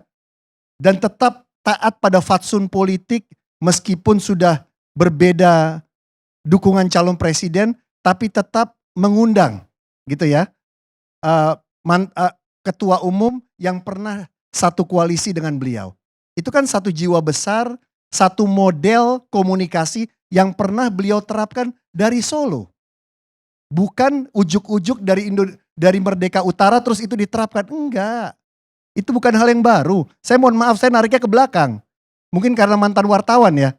Jadi penelusurannya saya harus buktikan kepada Pak Karni gitu ya. Sebagai leading investigator gitu ya. Ya kan, leading investigator bahwa ya ini ponakannya ini gak kaleng-kaleng gitu loh. Ya kan, ponakannya ini ternyata ada hasilnya gitu kan ya. Melihat sesuatu kontekstual, gak terpukau sama cloud. Gitu ya, sama awan-awan jadi terpukau, terus kita kaget, ditubruk dari belakang, dihajar dari belakang. Siapa yang mau ditubruk, siapa yang mau dihajar? Pak Jokowi gak akan ditubruk, gak akan dihajar. Ya, dia gak akan melakukan itu. Nah, saya sangat bangga dengan beliau masih bisa berkomunikasi, mengundang, mengajak, ya, ada fatsunnya. Bahkan mohon izin tadi disampaikan oleh Pak Burhan memanggil rekan ketua umumnya sebagai kakak. Tapi dalam hal ini Pak Jokowi justru bertindak sebagai kakak. Kakak yang menaungi, kakak yang merangkul, kakak yang mengajak. Saya masih bisa berkomunikasi meskipun beda calon presiden. Yang kedua soal Prabowo. Saya beda sama Mas Kun tadi yang soal ini hubungannya presiden sama menteri. Itu oke, satu hal. Tapi saya nggak ngelihat dalam konteks itu. Saya nggak melihat Pak Jokowi dan Pak Prabowo itu dalam konteks itu. Pak Karni begini, salah satu alasan kami di PDI Perjuangan tidak buru-buru, kalau bahasa Jawanya katanya kesusu, ya, untuk mengumumkan calon presiden, nggak sampai 9 bulan yang lalu atau 10 bulan yang lalu, bahkan ada yang udah memasuki bulan ke-11, punya capres gitu ya. Salah satunya adalah Pak Karni mohon izin, adalah supaya kita bisa memprotek kerja dan fokus Pak Jokowi memimpin pemerintahan. Pak Karni harus ingat, 10 bulan yang lalu, 11 bulan yang lalu kita sudah gaduh soal capres. Tapi kan Pak Jokowi punya kerja-kerja menyelesaikan masalah-masalah ekonomi sosial dalam konteks pandemi COVID-19. PDI nggak mau ikut gaduh itu. Udah dirangsang-rangsang, udah diganggu-ganggu, ayo siapa calonnya. Ya kan, ini itu, nggak mau Pak. Kita fokus jagain Pak Jokowi. Ya. Nah, dalam konteks itu saya senang. Kenapa? Pak Jokowi ini jagain Pak Prabowo juga. Kenapa? Karena kan Pak Prabowo ini kan mohon izin ya. Pak Prabowo ini kan sudah terang benderang diumumkan oleh Gerindra yang terhormat untuk menjadi capres. Nah, artinya apa? Ada anggota dari kabinetnya yang memang terang benderang sudah dinyatakan jadi capres. Nah, tugas Pak Jokowi apa sebagai pimpinan? Kan menjaga Pak, supaya jangan sampai yang dibilang tadi, kalau dia bilang Ganjar bisa rebellious, saya juga mengatakan jangan sampai menterinya yang capres itu rebellious. Kan harus dijaga kenyamanan hatinya, geraknya, dan lain sebagainya. Kalau ini nggak dijaga Pak Karni, kabinet ini masih sampai Oktober 2024. Rakyat harus dikawal, rakyat harus dijaga kerjanya. Itulah bijaknya Pak Jokowi. Tapi kemudian disimpulkan bahwa Pak Jokowi sudah memilih capres, entar dulu. Gitu loh. Ya, saya juga senang Pak Jokowi milihin bajunya Pak Ganjar. Bajunya garis-garis vertikal, hitam dan putih. Itu kan menunjukkan kalau orang, saya bukan pakar baju, tapi saya dengar-dengar kalau pakai baju vertikal seperti itu, ya, orang yang kurang tinggi, dia tambah tinggi kelihatannya. Gitu ya. Pak Ganjar padahal udah tinggi, tambah tinggi. Terus orang yang agak gemuk kayak saya, kalau pakai baju kayak gitu bisa lebih langsing Pak Karni. Gitu ya. Jadi artinya apa? Pak Ganjar diingatkan untuk tetap bekerja. Meskipun di tempat yang tinggi, tapi dia tetap bekerja.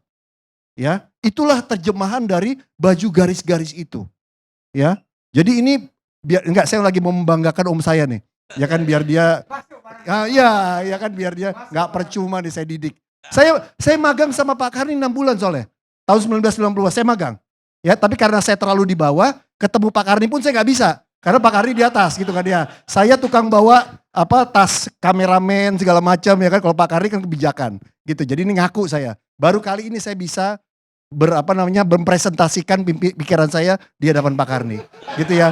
Jadi ini saya ngaku lah, udahlah kita nggak usah sombong lah ya. Saya ini kan anak kemarin sore jadi ketemu sama Om gitu. Jadi begitu Pak Karni. Ya jadi mohon izin Pak Karni, saya beda pemikiran dalam hal ini. Pak Prabowo itu memang harus dijaga Pak Karni. Harus dijaga, harus dirangkul. Jangan sampai gelisah, jangan sampai pikirannya tidak fokus pada pekerjaannya sebagai menteri. Itu tugas presiden, wajar. Tapi jangan dong Pak Karni berpikir bahwa Bapak Presiden kita di persimpangan jalan. Ya itu loh. Saya sih masih panjang Pak Karni, tapi saya mohon maaf ini Pak Karni udah berdiri. Enggak. Ya. Saya supaya Edikun tadi ngerti aja. Eko Kak. Bahwa Eko tadi. ngerti bahwa dijaga. Jadi bukan Ya mungkin ya sebagai menteri kan harus. bukan udah belok ke Prabowo. Setuju saya. Kalau itu setuju saya. Menjaga. Ada lagi? Ya jadi Pak Karni, enggak Pak Karni dalam konteks itu ya gini. Tadi kan disampaikan bagaimana nyamannya kita berkontestasi ya. Pak Karni ingat tahun 2014 kita berhadapan-hadapan ya. Tempat Pak Karni memimpin redaksi, punya capres yang lain, saya juga punya capres yang lain. Enggak, saya cuti waktu itu. Oh Pak Karni cuti ya, oke. Pak Karni cuti saya enggak, ya kan, ya. Dan Pak Karni di saat cuti Pak Karni ingat bagaimana fitnah yang dilancarkan kepada Pak Jokowi yang sangat-sangat menjijikkan, ya, dari mulai agamanya, sukunya dan lain sebagainya, ya. Tidak sebanding lah dengan apa yang Kakak Willy sampaikan dengan kondisi capresnya sekarang. 2014 itu luar biasa ngerinya, ngeri luar biasa. Ya fitnah-fitnah yang diberikan Pak Jokowi. Nah, Pak Karni lihat data yang tadi disampaikan. Sekarang hoaxnya turun. Ya, artinya itu jangan sampai terjadi. Itulah, makanya saya sekali lagi bilang, saya bangga sekali punya senior partai seperti Pak Jokowi gitu ya. Bagaimana beliau menjaga supaya ini kondusif, rakyat tetap dilayani, kerja menteri fokus. Itu aja Pak Karni yang mau saya sampaikan.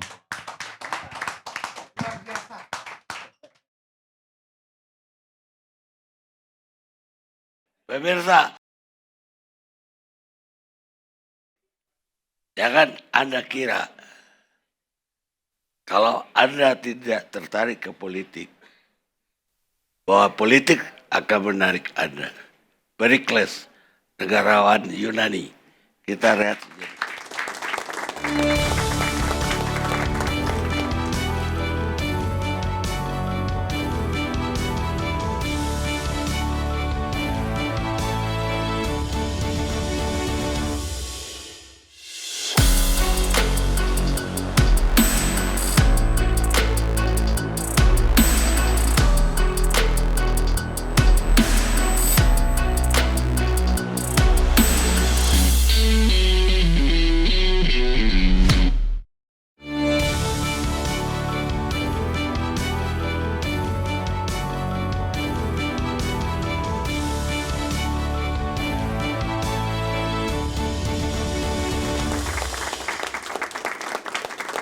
Pemirsa, kita sudah di segmen terakhir. Sekarang giliran politisi Partai Gerindra, Andre Rosiade.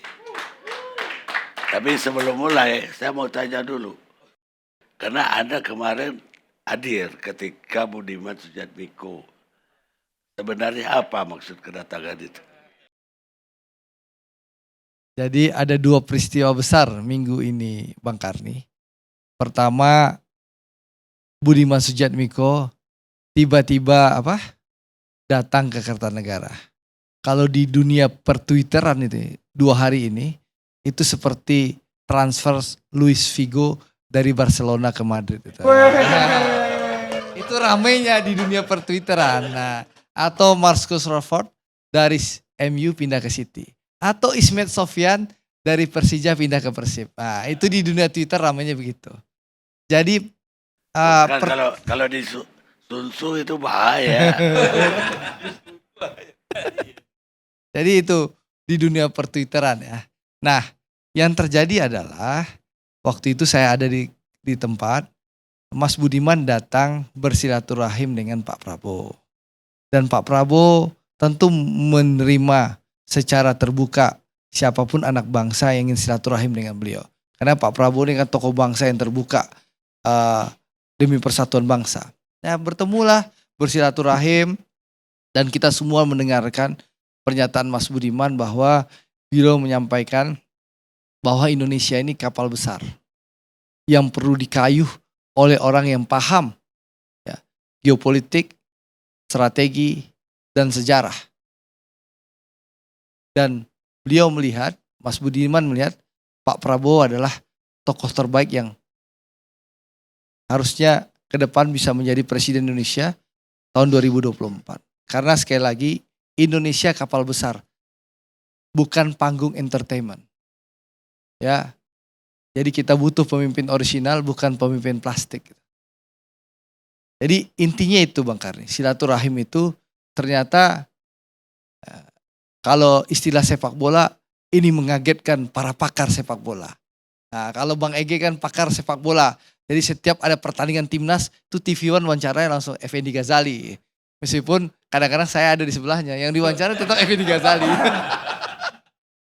Jadi nanti Bang Karni tanya ke Bang Ege, Prof Ege ini bagaimana di dunia persepak bola itu menggegerkan dunia pentransferan. Seperti Luis Figo pindah dari Barcelona ke Real Madrid. Itu masih kurang Spartan. Nah, jadi itu Bang Karni. Dan hari ini juga kami tadi ini masih pakai baju putih krem. Kami siang tadi bersilaturahim dan berkunjung ke DPP Partai Demokrat. Sahabatnya Uda Willy, Koalisi Perubahan. Jadi itu Bang Karni. Mau dibujuk juga itu? Oh, enggak. Oh enggak.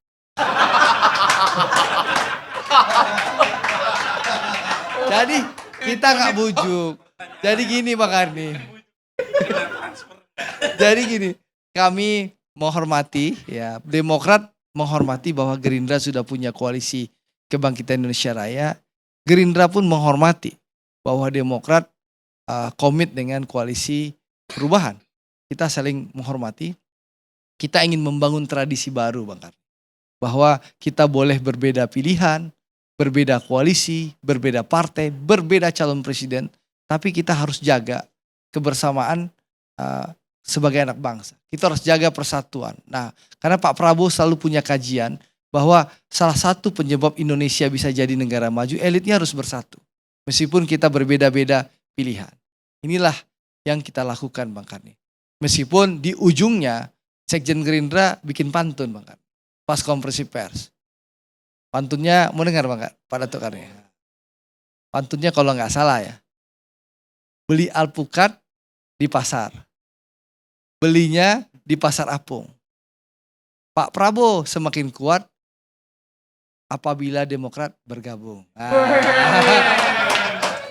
Masuk barangnya. Jadi itu yang bikin patut Gerindra. itu pantunnya Sekjen Gerindra pas penutupan itu. Ya itu membujuk. Oh, membujuk ya Bang Ari. Enggak membujuk gitu Pak Ari. Jadi gitu, kita menghormati. Menggoda kali ya. Jadi gitu Pak Karni. Jadi itu. Nah, kembali kepada judul Pak Jokowi di persimpangan jalan. Menurut saya Pak Jokowi, Presiden Jokowi di jalan yang benar. Tidak di persimpangan jalan, Pak. Ya, Saya sekarang. kenapa Pak Karni? Saya ini baru pulang dari Solo hari Senin minggu lalu Pak Karni. Saya turun pesawat ya. Karena orang Padang paru lapar Pak Karni. Perut lapar, saya langsung menuju restoran namanya Restoran Soto Gading 1 di Kota Solo. Ya. Saya turun mobil Pak Karni. Nih, Andre Rosiadi turun mobil, langsung tukang parkir bilang, "Mas Andre ya?" "Iya." "Wah, Mas, kami Pak Prabowo sekarang, Mas." "Oh, kok bisa?"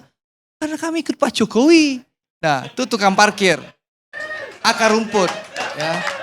Yang kedua, saya masuk ke restoran. Saya ketemu dengan pelayan. "Ayo Mas Andre ya? Silakan duduk.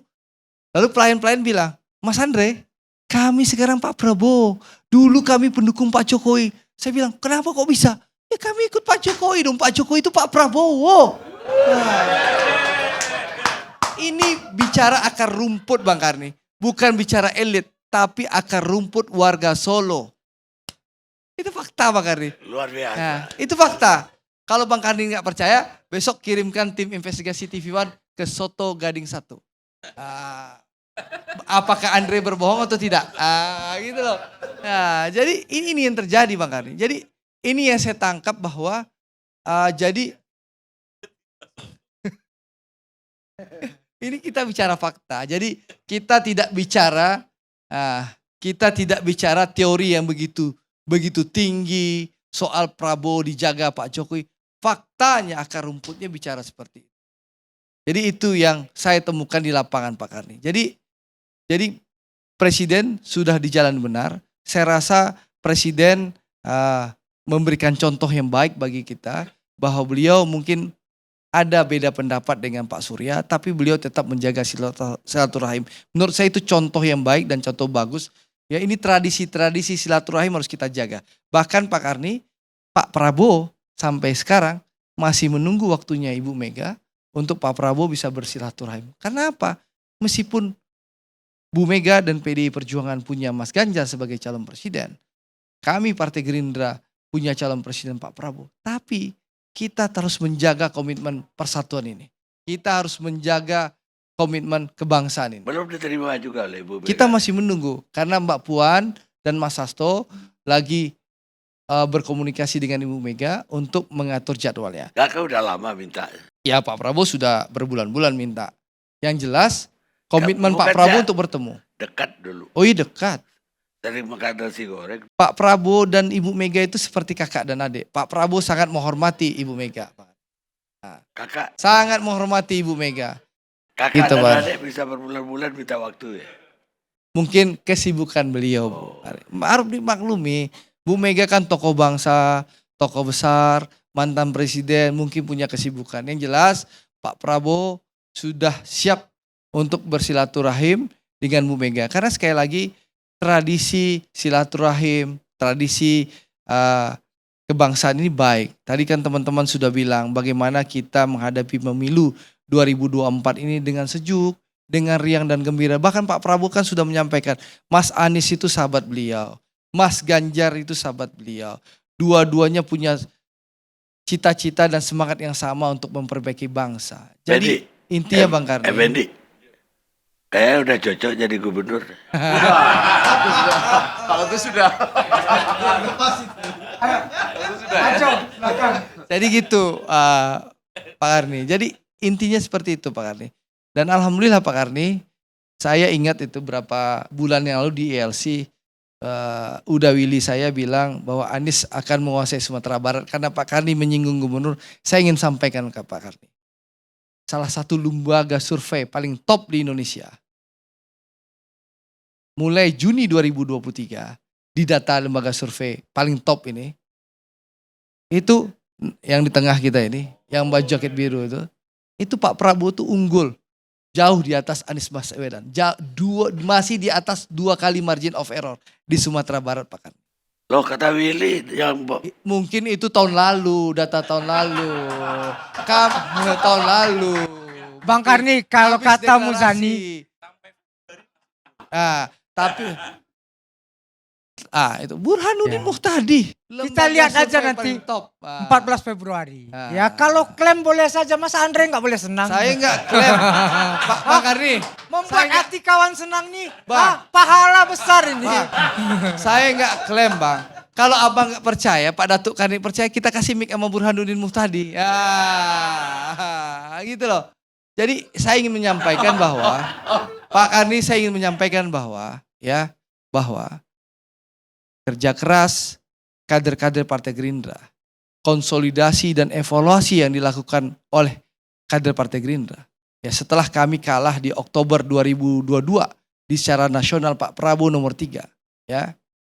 Kita melakukan evaluasi besar-besaran, konsolidasi besar-besaran. Alhamdulillah, sejak bulan April sampai sekarang Pak Prabowo unggul nomor 1. Jauh di atas Mas Ganjar, Dan mohon maaf apalagi jauh di atas Mas Anies Ya Baswedan. maafnya ke sini dong. Hah? Jangan ke saya, ke Willy. Enggak, gitu. Enggak, karena kan mohon maaf Pak Kani, karena di kubunya udah Willy ini dikit-dikit pulling ELC terus yang diposting. Bahkan saya lihat, sebentar Pak Datuk Karni, bahkan kadang-kadang saya pernah lihat di Twitter, Burhan itu berantem gara-gara pulling ELC. Polling itu Burhan tahu. Polling itu tidak bisa Anda ganggu satu kata pun. Kalau itu udah masuk ke mesinnya. Jadi gitu Pak Karni. 4 jamnya aja nggak bisa. Pak Karni saya boleh Sebentar, tambahkan belum apa? selesai, Bang. Belum selesai, oke. Belum selesai. Jadi Biar Prabowo dulu deh. ya, biar Prabowo nanti Abang bicara Ganjar habis ini. Kita kasih kesempatan. Jadi konsolidasi yang kami lakukan, evaluasi yang kami lakukan, alhamdulillah itu memberikan nilai positif kepada Pak Prabowo. Dan tentu Pak Karni, kami juga tidak menutup diri ya, bahwa dalam tanda kutip endorsement Pak Jokowi kepada Pak Prabowo itu juga menambah dan meningkatkan elektabilitas Pak Prabowo. Itu kami harus akui. Karena itu saya ingin tegaskan dalam ILC hari ini ya, Pak Prabowo calon presiden kami yang insya Allah menjadi presiden 2024-2029. Pemerintahan Pak Prabowo 2024-2029 nanti merupakan keberlanjutan pemerintahan Pak Jokowi sebelumnya. Terima kasih Pak Karni. Wassalamualaikum warahmatullahi wabarakatuh. Silakan. Pak Karni saya izin ya mau menyampaikan klarifikasi terkait apa yang disampaikan oleh Bung Andre ya. Ini bukan ada kaitannya dengan Pak Ganjar. Tapi Bung Andre ini jangan memperkeruh hubungan antara Ibu Megawati sama Pak Prabowo. Ya, dengan pernyataan-pernyataan yang baru disampaikan tadi. Kita kan ingin agar hubungan beliau berdua yang memang sudah baik.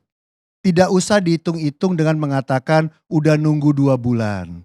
Udah lama, udah menyampaikan masih menunggu gitu ya. Seolah-olah framing bahwa Ibu Megawati tidak mau menerima.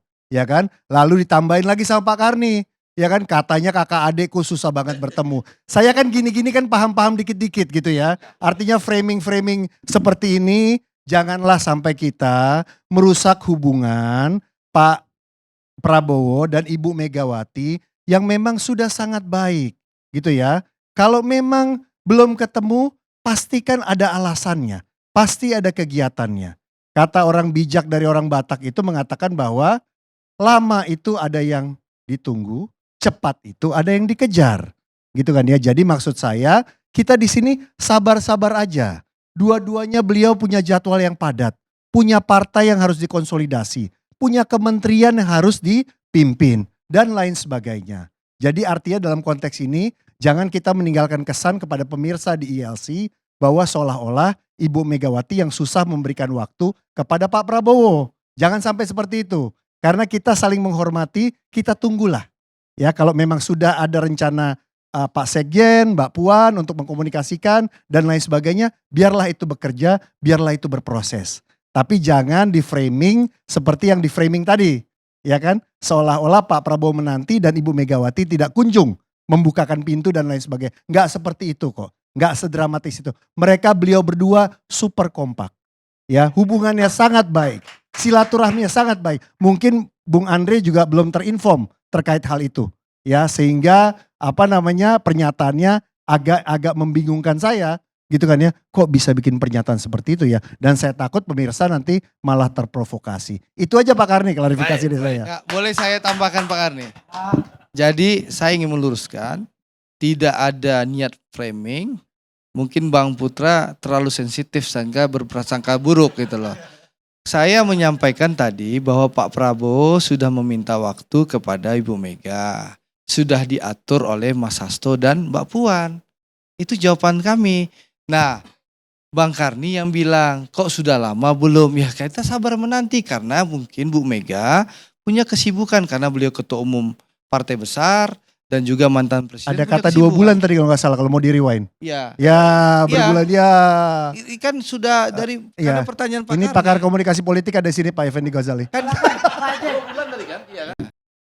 Kan Karena Pak Karni. Datuk Karni Ilyas Datuk yang bilang Karni. tadi bahwa apa namanya kalau kakak beradik ya, Kok masa lama? udah 2 bulan? Yang Jadi- mengatakan pakai bulan, Ya. itu Andre. Ya.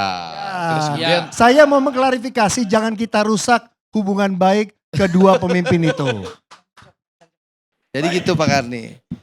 Jadi kita menunggu dan Pak Prabowo menghormati sekali dengan Bu Mega. Ya, kita Pak Prabowo sangat menghormati Bu Mega. Kita tentu sifatnya menunggu dan kita memaklumi kesibukan Ibu Mega. Kan itu yang kita sampaikan. Ada Pak Datuk Karni yang bilang sudah kelamaan. Tapi enggak, kita setiap menunggu karena kita yakin bahwa pertemuan para tokoh, pertemuan para pemimpin bangsa, insya Allah jalan yang terbaik bagi bangsa dan bangsa Indonesia yang kita cintai ini Pak Karni. Terima kasih. Effendi Ghazali, ada pertanyaan dulu. udah dijawab tadi. Udah. Kemarin di acara Apeksi, Apeksi ya. Prabowo kan bilang bahwa Anies itu sosok profesor, Profesor, Ganjar sosok gubernur. gubernur ya. Lah, kalau dia sosok apa menurut Anda? Prabowo-nya sendiri. Ya, ini akan jawab pesan tadi ya. Assalamualaikum warahmatullahi wabarakatuh. Selamat malam, selamat siang, selamat pagi, tergantung acara ini ditontonnya kapan. Betul kan? Kita selalu selamat malam, tahu-taunya orang nontonnya pagi, ya kan? Jadi betul dong. Saya malam ini di ujung acara ini mau membereskan logika-logika. Jadi saya mulai dengan selamat pagi, siang, dan malam. Terima kasih Datuk Karni Ilyas bisa bersama-sama lagi. Saya sekaligus mau menambahkan, saya sependapat dengan Datuk Karni Ilyas bahwa Pak Jokowi sedang dalam tanda petik di simpang jalan. Ya kan? Nah, saya mau kasih contoh sekarang supaya agak nyata. Seperti kita nih, Datuk Karni Ilyas, kita yang duduk di sini, yang lagi duduk di sini, kalau kan kamera nyorot agak jauh tuh, yang duduk di simpang jalan persis tuh Burhanuddin Muhtadi sebetulnya. Iya kan, kalau Anda lihat jalan ini ya, yang di simpang jalan betul-betul tuh Burhanuddin Muhtadi. Betul kan? Di ujung jalan itu ada 2. Yang ya Eko dan Noel, yang kebetulan pas, bajunya juga sama, ya kan? Dan sama-sama hebat, satu Spartan, satu Mania. Betul ya? Udah pas ini di sini. Nah, paling enak memang duduk di simpang jalan. Biasanya di simpang jalan itu ada rumah makan. Betul ya Datuk Karni Ilyas ya? Kalau soto itu agak di tikungan jalan. Yang pas di simpang jalan itu rumah makan Padang. Yang salah satu nama paling terkenal rumah makan di simpang jalan itu Simpang Raya atau Sabar Menanti. Ya. Betul kan? Itu udah pasti. Jadi, nah, kenapa yang di simpang jalan yang paling untung? Itu antara lain seperti misalnya mereka ini mendefinisikan keadaan. Mereka yang membuat sirkulasi isu. Yang di simpang jalan loh. Ya kan? Siapapun yang saling berhadapan, surveinya ke Burhanuddin Muhtadi. Ya kan?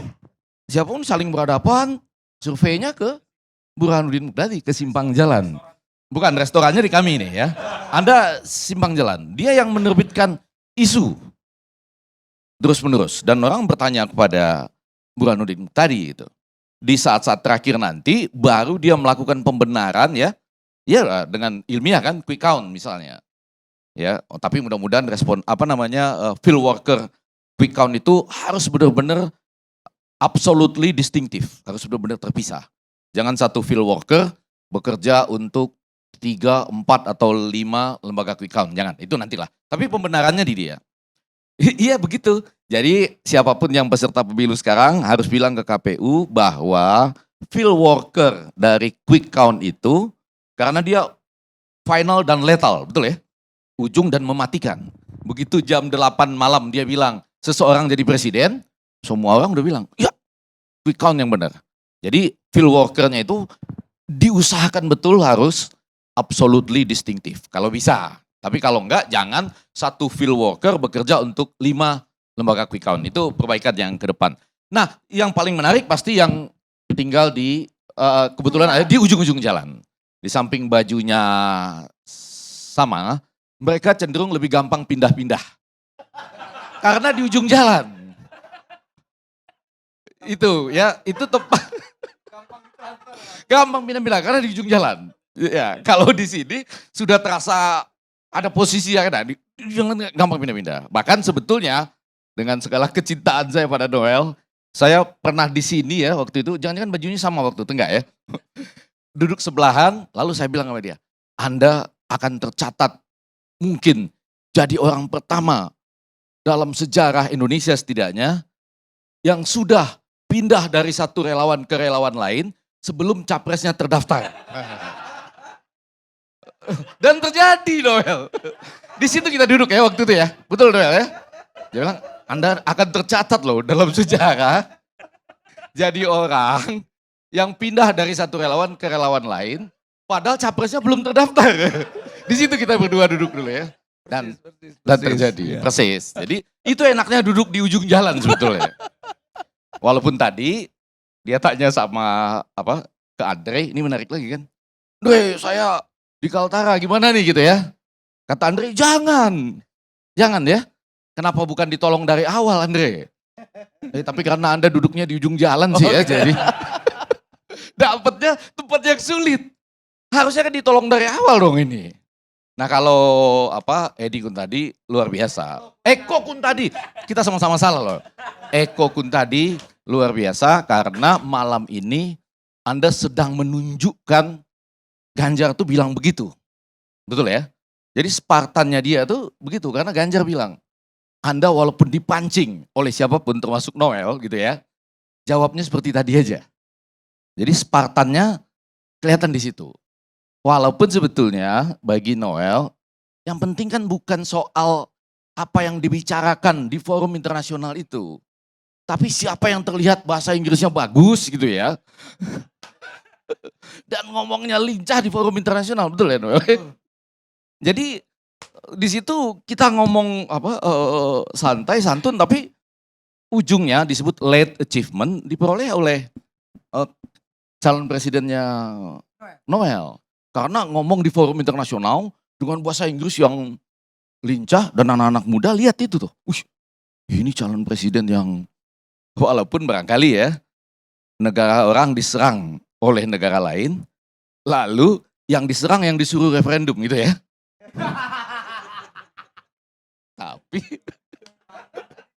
Tapi nanti ditanggapin, nggak apa-apa. Tapi maksud saya di ujung-ujung. Nah, kalau yang ini di tengah di tikungan kali ya, agak di tunggangan ya, di tikungan.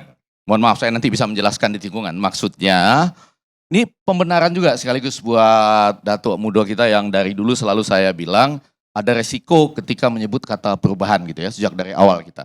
Tapi ini di tikungannya harus dijelaskan bahwa tidak benar menyatakan koalisi itu berakhir sampai 20 Oktober 2024. Itu enggak benar. Karena pemilu kita 14 Februari 2024. Jadi koalisi ini boleh selesai pada 19 Oktober 2023. Pada waktu pendaftaran calon presiden. Memang agak kecepatan. Ya, tapi nah ini waktu saya lihat mereka bicara tentang waktu bikin acara itu yang nyanyi Dul Sumbang ya. Dul Sumbang kan? Kalau bulan bisa ngomong, ya, dia jujur tak bisa bohong, ya kan? Ada cinta yang terlalu, ada rindu yang terlalu gitu. Jadi mereka cepat-cepat mendeklarasikan karena ada cinta yang terlalu, betul ya? Ya, jadi di awalnya sudah mendeklarasikan.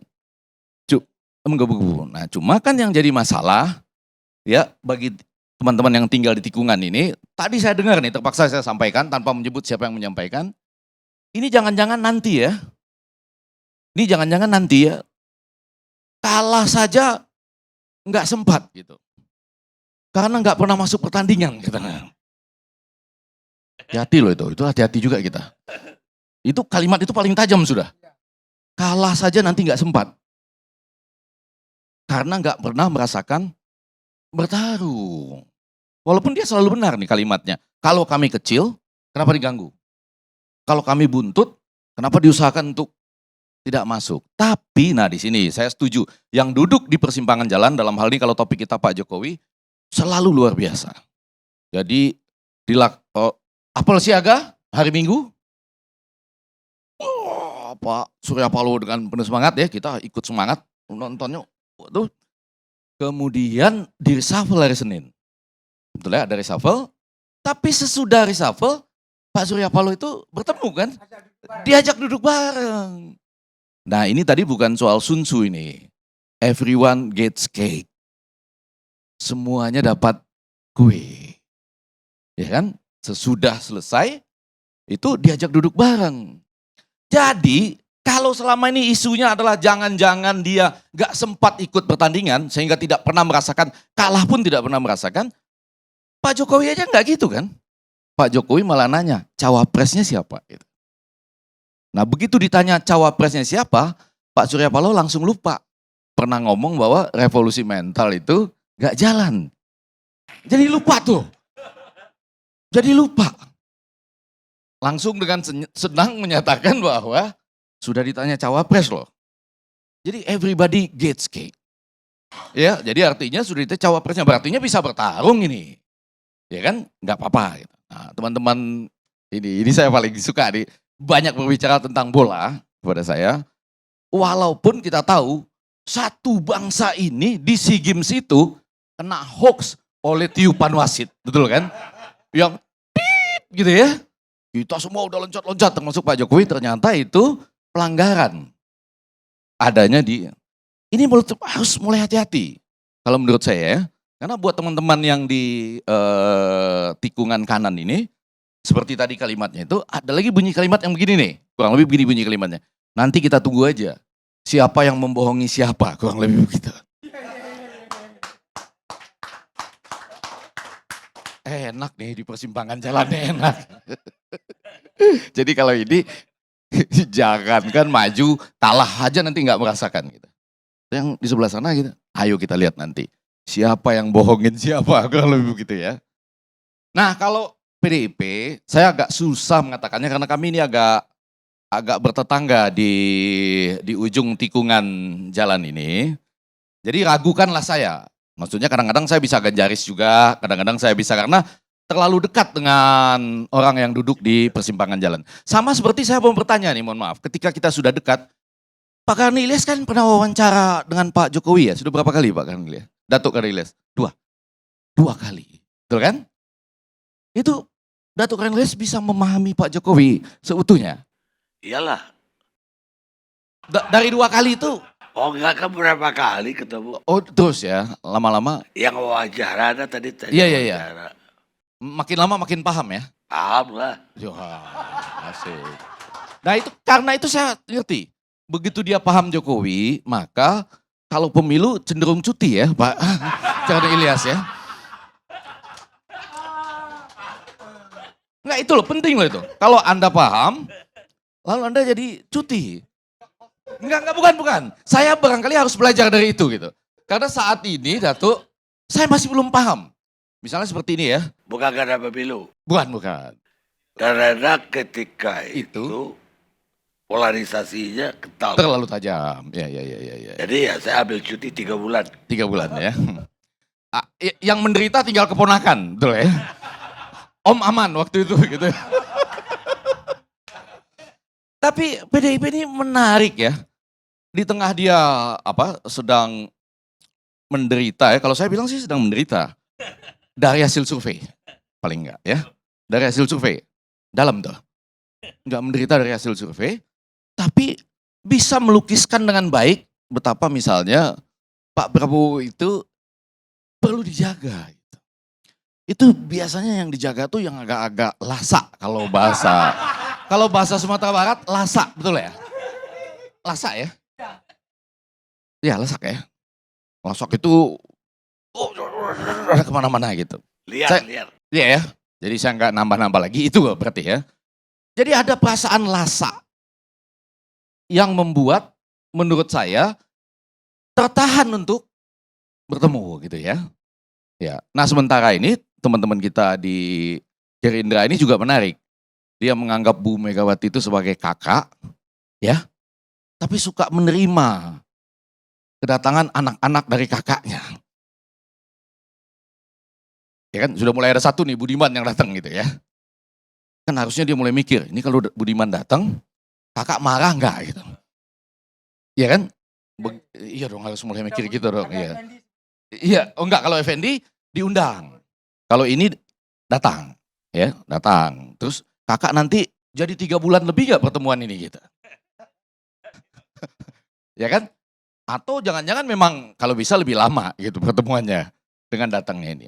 Nah, terakhir khusus buat Pak Jokowi yang ada di persimpangan jalan, menurut saya cerita kita soal jalan ini membuat kerinduan saya untuk segera sampai pada 19 Oktober sampai 25 November 2023. Betul ya? Di situ akan ada kampanye 28 November. Pendaftaran 19 Oktober sampai 25 November 2023. Di situ sebetulnya banyak jawaban-jawaban. Seperti tadi ya, kita dengar juga kan hari ini misalnya di media sosial hidup isu bahwa kalau bukan AHY yang calon wakil presidennya, maka Demokrat akan akan pindah ke salah satu yang lain. Setelah saya baca-baca itu kemungkinan dengan hadirnya di ILC sekarang, saya baru tahu bahwa itu bujukan Andre Rosadi barangkali gitu ya. Yang berhasil kalau itu. Tapi kan ini menarik loh. Bagaimana kan kelompok 8 dengan Anies harus memutuskan pada waktu mendaftar nanti bahwa siapa yang dimasukkan. Dan khusus bagi Pak Jokowi di situ juga menarik tuh. Untuk teman-teman PDI Perjuangan nih, Bang Putra. Mulailah 28 November itu kita tahu Pak Jokowi akan real berkampanye untuk siapa. Di situ baru, ya kan? Sudah nggak bisa di persimpangan jalan pada waktu itu. Harus milih pada siapa. Iya kan? Hah? Nah, terakhir itu yang saya mau katakan. Jangan-jangan nanti itu Bapak Presiden kita belajar dari pendiri ILC. Lalu dia mengatakan, Presiden ILC dan ya lalu dia menyatakan, melihat kondisi yang terlalu tajam begini, maka saya sebagai guru bangsa, sebagai bapak bangsa akan memutuskan cuti selama 3 bulan sampai terjadilah hasil presiden pada 14 Februari 2024 gitu. Nah, kita belum tahu kan kalau itu terjadi, maka ya ini ilmu baru. Di mana Bapak Presiden bisa aja loh mengatakan silakan saya nggak mau ikut dalam polarisasi yang tajam, apalagi kalau betul tinggal 2. Kalau tinggal 2 pasti akan lebih tajam ya daripada 3. Lebih baik 5 di 2004 misalnya. Nah, pada waktu itulah kita sekalian bisa tahu Datuk Kardi Ilyas menjawab siapa yang dibohongi oleh siapa pada hasil 14 Februari 2024. Terima kasih Datuk Kardi Ilyas. Kalau satu kata buat Pak Prabowo, satu kata buat Prabowo, unggul pada hari ini. Betul. Ini apa namanya ini, saya nggak bisa, agen survei aja bilang begitu ya. Ya, ilmiah ya. Kalau satu kata Gini. pada hari ini unggul. Kalau banyak nama sampai simulasi 3 nama, Ya. Prabowo, Ganjar, Anies, Pak Prabowo unggulnya tidak signifikan secara statistik. Enggak, kalau 2 nama. Jadi ya statistically tight. Dan tidak ada yang dapat 50% plus. Karena kan syarat untuk bisa menang 1 putaran adalah mencapai 50% Kalau plus 2 nama. Nah, ketika tidak ada yang dapat 50% plus 1, kemudian disimulasikan secara head to head, Ganjar versus Prabowo, Prabowo unggul sekitar 10%. Kemudian kalau Prabowo lawan Anies, keunggulannya lebih jauh lagi. Lebih jauh. Jadi sekarang Pak Prabowo berada di tengah, teori jalan Ya. tengah tadi. Dia mendapatkan pendukung terutama di putaran kedua dari limpahan suara mereka yang tidak lolos di putaran pertama. Tapi itu potret hari ini ya, kita tidak tahu 7 bulan. Karena pertanyaannya hari ini satu kata buat Prabowo adalah unggul. Betul, betul itu ya. di nasional kan, di nasional. Kalau di Sumatera Barat gimana Pak Burhan? Ya, biar tolong dijawab lah, biar udah Winita paham juga. Nanti aja. Tolong dijawab biar Oke. rakyat juga tahu. Sumatera Barat ya. Sumatera Barat kan penting ya, meskipun penduduknya tidak lebih banyak ya dibanding seluruh penduduk di Kabupaten Bogor. Tetapi Sumatera Barat ini sampai bulan Februari yang unggul masih Anies Baswedan. Cukup lumayan telak. Tetapi survei terakhir Prabowo unggul dengan selisih 6% dibanding Anies Baswedan. Baik di dapil Sumbar 1 maupun Sumbar 2. Alhamdulillahirobbilalamin. Nah, terakhir Pak Karni sedikit menanggapi Bang Ege. Saya ingin menyampaikan soal tanggapan pidato bahasa Inggris, Bang. Yang menolak pernyataan Pak Prabowo yang banyak protes itu NGO, Bang. Tidak ada satupun menteri luar negeri atau menteri pertahanan negara-negara besar seperti Amerika, Inggris, Prancis, dan negara-negara besar lainnya yang melakukan protes terhadap pidato Pak Prabowo. Karena mereka paham bahwa kekhawatiran Pak Prabowo itu nyata. Dan kita lihat hari ini bagaimana Rusia mencabut perjanjian kerjasama ekspor gandum. Apa yang di depan mata Bang Ege? Bahwa krisis pangan dunia ada di depan mata. Tapi kalau kita Itulah yang disampaikan Pak Prabowo Bang Ya. Ege. Jadi tidak ada menteri luar negeri, menteri pertahanan negara besar satupun yang protes pernyataan Pak Prabowo. Karena mereka paham bahwa Pak Prabowo itu berpikir besar, berpikir untuk kepentingan seluruh dunia. Terima kasih Bang Ege. Pak Karni saya tambahin satu ya sedikit Boleh. aja. Iya, jadi. Ya, tadi kan disampaikan sama Bung Effendi soal kegelisahan. Kalau dalam konteks PD Perjuangan mau survei manapun, saya lihat tidak ada kegelisahan ya. Kami masih ada di atas, kami masih dipercaya rakyat PD Perjuangan. Untuk partai, Kalau ya, yang untuk disampaikan untuk partai, kan Iya. tadi Pak Effendi bilang Oh, enggak. PD Perjuangan gelisah. menjawab Nah, jadi kalau terkait dengan Ganjar Pranowo, Ya. ya Pak EG, kita harus fair. Pak Ganjar ini sampai tanggal 5 September itu, ruangannya itu masih di Jawa Tengah. Ya. Tunggulah nanti kalau sudah PJ. 5 September. Ada 5 PJ, September, 5 ya. September. 5 September. Tunggulah nanti kalau sudah PJ, kita akan lihat Pak Ganjar akan ada di mana-mana. Nah dari situ nanti silakan diukur sama yang punya persimpangan jalan. Ya. Kita lihat performansnya di masyarakat seperti apa. Ya, dan yang masih ada 7 bulan. Dan yang kedua saya klarifikasi supaya ILC nggak salah. Pendaftaran capres dan cawapres itu terakhir 13 September. Ya, ada waktu 7 sampai 13 September. Itu waktu pendaftarannya KPU. Gitu loh. Penetapannya nanti itu yang dibilang ya Pak Ege tadi. Dan terakhir Pak Karni, terakhir soal kader kami yang namanya Mas Budiman. Kan dari tadi kan disinggung-singgung ya. Kan saya nggak ngomong sama sekali ya terkait hal itu. Jadi Pak Karni, kenapa enak ngomong sama Pak Karni? Karena kita sama-sama dari redaksi. Kalau yang namanya sudah ditetapkan agenda setting, kita tuh taat. Jangan sampai ada presenter, reporter ngomong yang lain. Betul ya Pak Karni ya? Kalau enggak diapain Pak Karni? Kalau itu sampai terjadi. Di SP ya, di SP dikasih surat peringatan. Di kami juga Pak Karni. Kami diajarin sama Ibu Megawati 5 disiplin. Ya, kami diajarin disiplin berpikir, disiplin bertindak, disiplin bicara, disiplin komunikasi, dan disiplin waktu. Itu aja Pak Karni, saya mau kasih tahu tentang bagaimana yang dilatih dan diajarkan di PD Perjuangan. Ada yang melanggar itu. Kenapa? Ada yang melanggar itu. Saya bukan DPP Pak Karni. Ya kalau di redaksi saya reporter Pak Karni. Siap. Bukan pengambil keputusan gitu ya. Jadi itu aja yang saya mau ceritakan.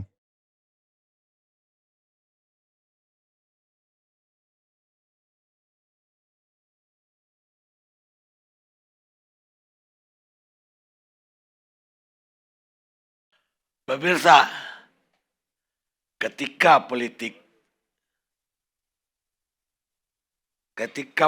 tidak lagi jadi misi, maka politisi pun telah berubah,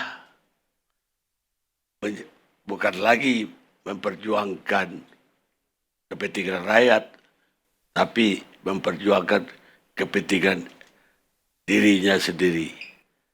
Presiden Prancis Macron, Emmanuel Macron. Kita ketemu ALC akan datang.